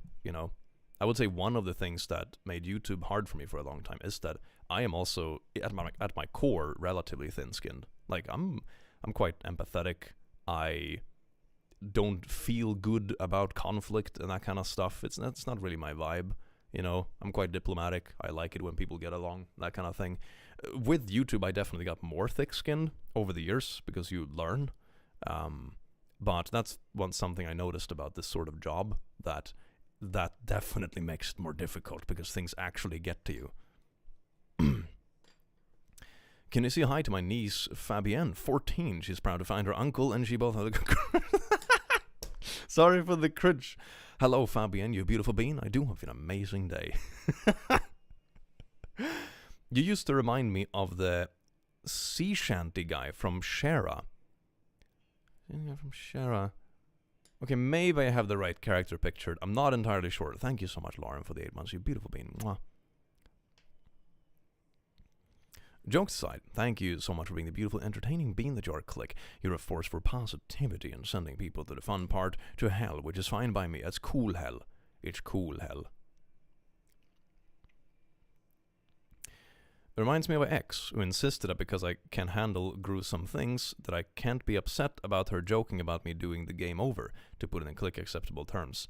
Yeah, that's always weird. And like all different things are always differently sensitive to different people. Like, I have certain things that I am not the least bit fazed by that most people find gross or outrageous or anything like that. On the other hand, I have things that I get really grossed up by. Like needles, for example, typical phobia that most people aren't very squeamish about. I'm really squeamish about it. Everything is quite subjective. Do you like horror? Yeah, I like horror. Also, one thing I got desensitized with. It's very rare I get legitimately creeped out by a horror movie nowadays. It's very rare. I think playing horror games desensitizes you to movies. Because horror games are way worse, in my opinions, than horror movies. Because in a game, you have to keep pushing and keep moving and keep doing things yourself, even though you're scared and just want to hide behind the pillow. Whereas in a movie, you can just sit with a blanket up here, and the movie keeps playing. You don't have to steer anything. You don't have to control anything. So I think after overcoming that with horror games, movies were child's play. I really like insects. Are you grossed out by them? Not really. Like, if a mosquito lands on me, I'm gonna smack it, but, I'm not inherently grossed out by insects. It's not like I have a phobia or anything.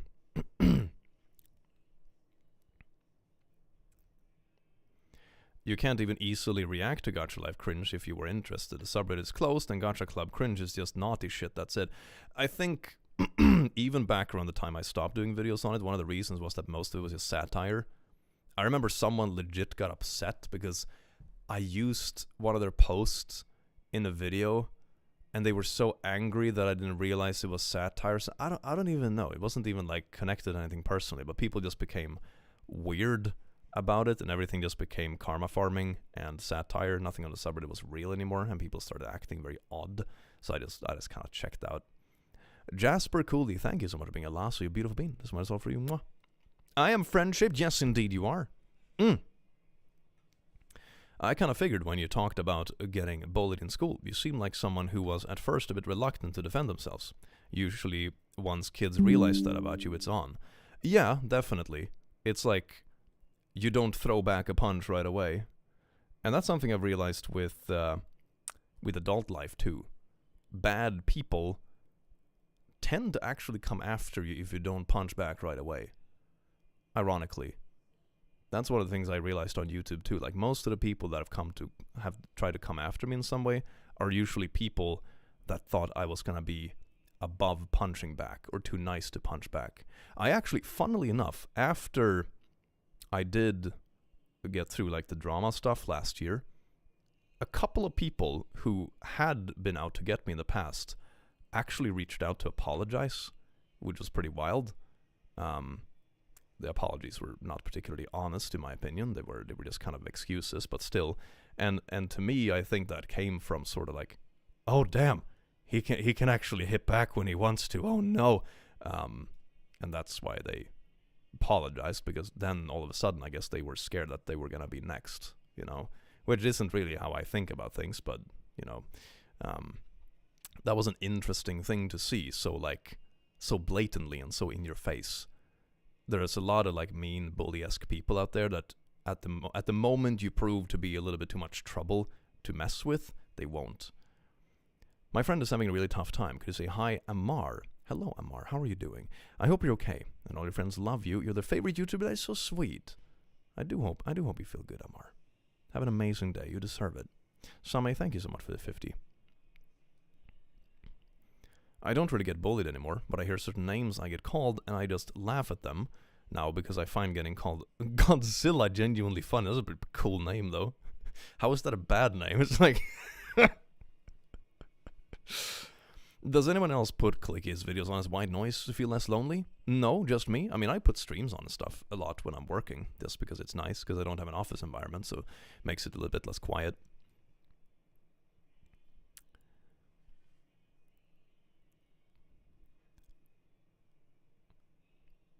The first time I ever experienced gender envy was when I started watching you. Why do people think you need to forgive bullies? It does nothing for you, just them. Why does their guilt matter? I typically only forgive people if they apologize, genuinely mean it, and if relevant, try to do something to fix it. Like, you know, if someone teased you a bit when you were 8 years old, it's like I'm not gonna hold a grudge over it, but, you know, if someone did something legitimately bad to you or was a pester in your life for a long time, it's like, why should I forgive you for, like, not even trying to fix anything? Like, come on. So, I don't know. I think that's fine. Damn, y'all are patient. Depends. I'm definitely less patient than I used to be. Forgiveness does more for you than the person you forgive. It's better not hold on to that crap. You don't need it. I don't agree. I don't think it's the same as forgiving. I think letting go and moving on is not the same as forgiveness. At least not for me, it's not. I can definitely see how they overlap for a lot of people, because you don't feel like you have an ongoing conflict, even if it's only in your head. But I have typically been able to let go and move on without forgiving. It's like, I can acknowledge this person is bad, they did something bad, I'm not going to deal with it anymore. They can go off and live in their corner, and that's okay, you know. But that doesn't mean I would let them back in if they came back, you know. It's not forgiveness, it's just letting go. Click is my internal monologue voice now. Hell yeah.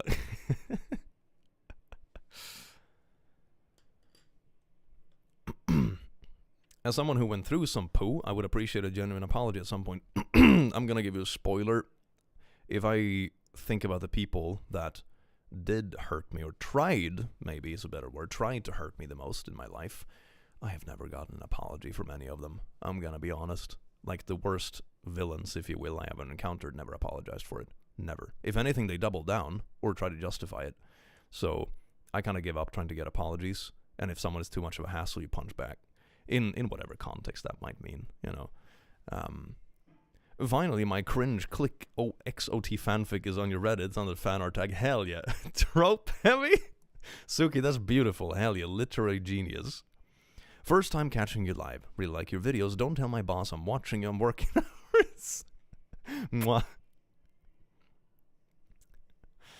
Do you have any advice for making big decisions feeling overwhelmed? Small steps, I would say. And divide things over days.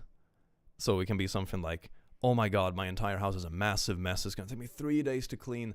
And I also have this thing I should do, and this thing I should do, and I should fix this appointment, and da-da-da-da. Make a checklist for yourself and divide it by days. That's much better. Because one trap is also that it's like, oh my god, I have 3 rooms in my house that are a mess. Start to clean this day. Oh my god, it's still dirty because I only cleaned half a room. The glass is still half full. You still did something good. So I think making smaller checklists for yourself during the day also gives you a sense of completion. It's like, if you need to clean the house, if you need to do this, book this appointment, do this, get a haircut, it's like, okay, today I'm going to clean the kitchen and I'm going to get a haircut. Okay, that's not too much. I can do both of those in a couple hours. Nice. Okay. and then I'm done for the day. I can feel a bit happy about it, rest a bit, and tomorrow I'm gonna clean the next room and do this thing. Okay, good. So, like, reasonable small goals that allows you to feel accomplishments for the small steps, I would say. Forgiveness isn't needed to move on. Forgiveness is hardest when you have to forgive yourself. Aw, yeah, that might be true. Yeah. Never been bullied myself, but someone I know was. They had a friend who would get mad at them for talking about their hyperfixation. Sorry if I spelled that wrong. Oh, okay. That's not good. Start small and take it one step at a time. Lists are also really good, but don't try to do too much at once, and don't feel bad if you can't do so much as the day before. Yeah, that's fine. And any progress is a win. It's like, I saw really, like, it's a very mundane thing, but it's kind of true. Someone said that, oh, you're feeling demotivated about fixing the kitchen, and, oh, you have a dishwasher that's clean but half full. It's like, okay, but then just cram in some more dirty stuff and just run it again. You know, it's fine. You still did some dishes, right? Even if you didn't do it perfect, it's still a net positive, you know? Thank you for being wholesome and kind. Emmy, thank you so much for the 2. Clickers the main force on uniting. Oh, that's a good word. Uniting my friend group. Hell yeah. I didn't see it. What word it was. The letters just blend together. Don't waste time waiting for an apology, because oftentimes the people who owe you one the most will never give you that closure. Yeah, they don't. They really don't. In my experience, the amount of people that have wronged me, very, very few have bothered giving an apology, and even fewer has given one sincerely. It's a very low percentage, surprisingly low percentage. Capitalism slaves unite, thanks for the company. Woo! Melted brain, thank you so much for the lasso capitalism. Mwah. I also started questimating how much time to do my list takes. Each slot gets their questimated dedicated time. Suddenly a 20 bullet point list is only 3 hours. That's manageable. Exactly, yeah. Make manageable steps. I'm happy to catch you on stream, and if my day hasn't been the greatest, you sure sweeten my day a lot. Hope your day was good. My day was pretty good. Thank you so much, Moo the Melon, you beautiful bean. Mwah. Oh my god.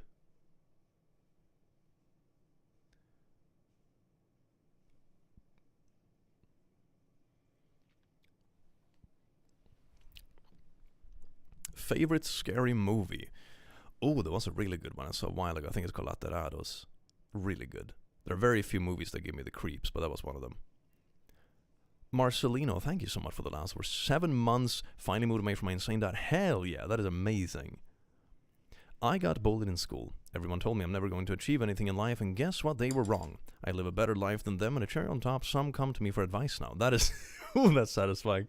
Ooh, that's satisfying. That's some long-term karma right there. Hell yeah. The Book of the Dead is part of the Pendergast book series, and it's my favorite till this day. Ooh, that sounds cool. Is it possible to have too much wholesomeness in one YouTube channel? I say no, my source, click you, flick you, make it. Oh, that is me. I love that. Controversial opinion. I think friendship is more important than romance and really underrated. What do you think? Oh, I think that's really difficult. I think it's really difficult. I think it also really depends on where you're at in life and what you value. I mean, if you're not big on relationships as a person, it makes perfect sense. If you're in a stage of life where you're single, it makes perfect sense. If you're in a stage of life where you're like planning to have a family or you have kids together, then maybe I would argue your partner matters more. So I think it depends. I think it depends on the stage of life and who you are as a person. I think it's really hard to decide overall. And optimally speaking, your partner should also be your best friend, you know, in an optimal relationship. Oh my god, the joint ain't but click wanted to say you're a huge inspiration to me. Happy through many hard times. Thank you. Ari, that's so sweet. Thank you so much for the 5.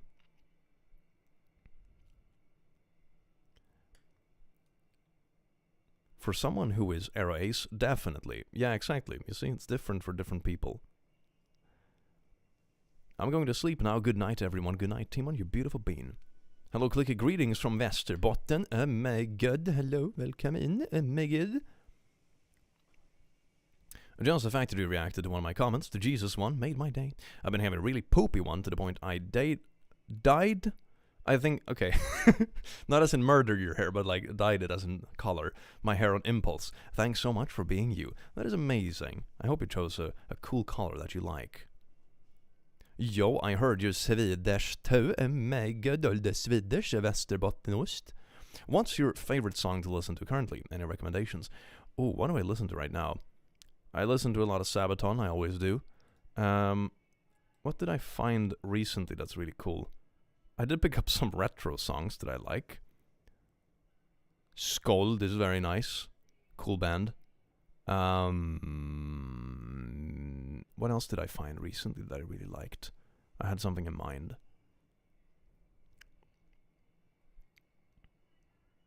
Why can't I find it now? It's somewhere here. Corey Wong, really cool sound. Like a bit soft funk, very nice. Found out I'm autistic, learning how to accept limitations without self-harming. I am a normal, different, not a failed normal. Indeed, I think that's important. You're you, and that is very important. There's nothing wrong with it. There's nothing, that is bad about it. It's just about learning how to operate the world on your terms. I think humans are overrated. Yay, robot overlords. Yeah, maybe AI can deal with it better, or maybe aliens. What would you prefer, chat, if aliens took over or AI took over? Did you watch Fallout Season 1, and why not? And why not? What?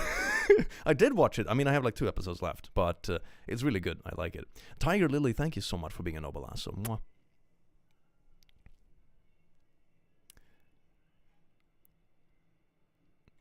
My school is really bad and has a bad reputation, and people there sucks. You make my day better. Hope you have a good day. Oh, that's a shame. But it's also positive spin. School is very temporary. Very temporary. It feels like it lasts forever when you're there. But after a while, you realize it's a very small part of your life. Right now, it's a big one. And that shouldn't be, minimized. But you will move on from it, and life is so much bigger than school. So much bigger. And you'll see it very soon. Favorite Sabaton song? Mine is Last Stand. Ooh, Last Stand is a good one. My current favorite is... Let's see. Where did I put it? Let's see. Sabaton. I think my current favorite is probably... Lost Battalion. It's really fucking good. I love that one. Such a good song. But Last Stand is also really good. Same album, actually. Hell yeah. WMS, thank you so much for being a noble ass. You're beautiful being this myself. Mwah. Bit of a physiological question, but if humanity one day creates sentience through robotics, would you consider it an independent element, or in a way an extension and maybe a kind of human evolution? I think it depends on what it is. Is it integrated with humans? Is it its own entity?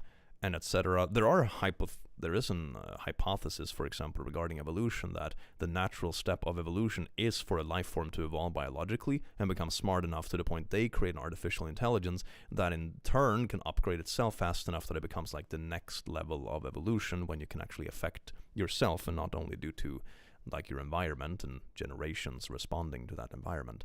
So there are theories regarding that is the next step of evolution, because it's just so much more efficient. But it's all kind of hypothetical, so I guess it all depends. Do you have a schedule for streams? Not really. Nah, it's very spontaneous. What is your definition of friend-shaped? You.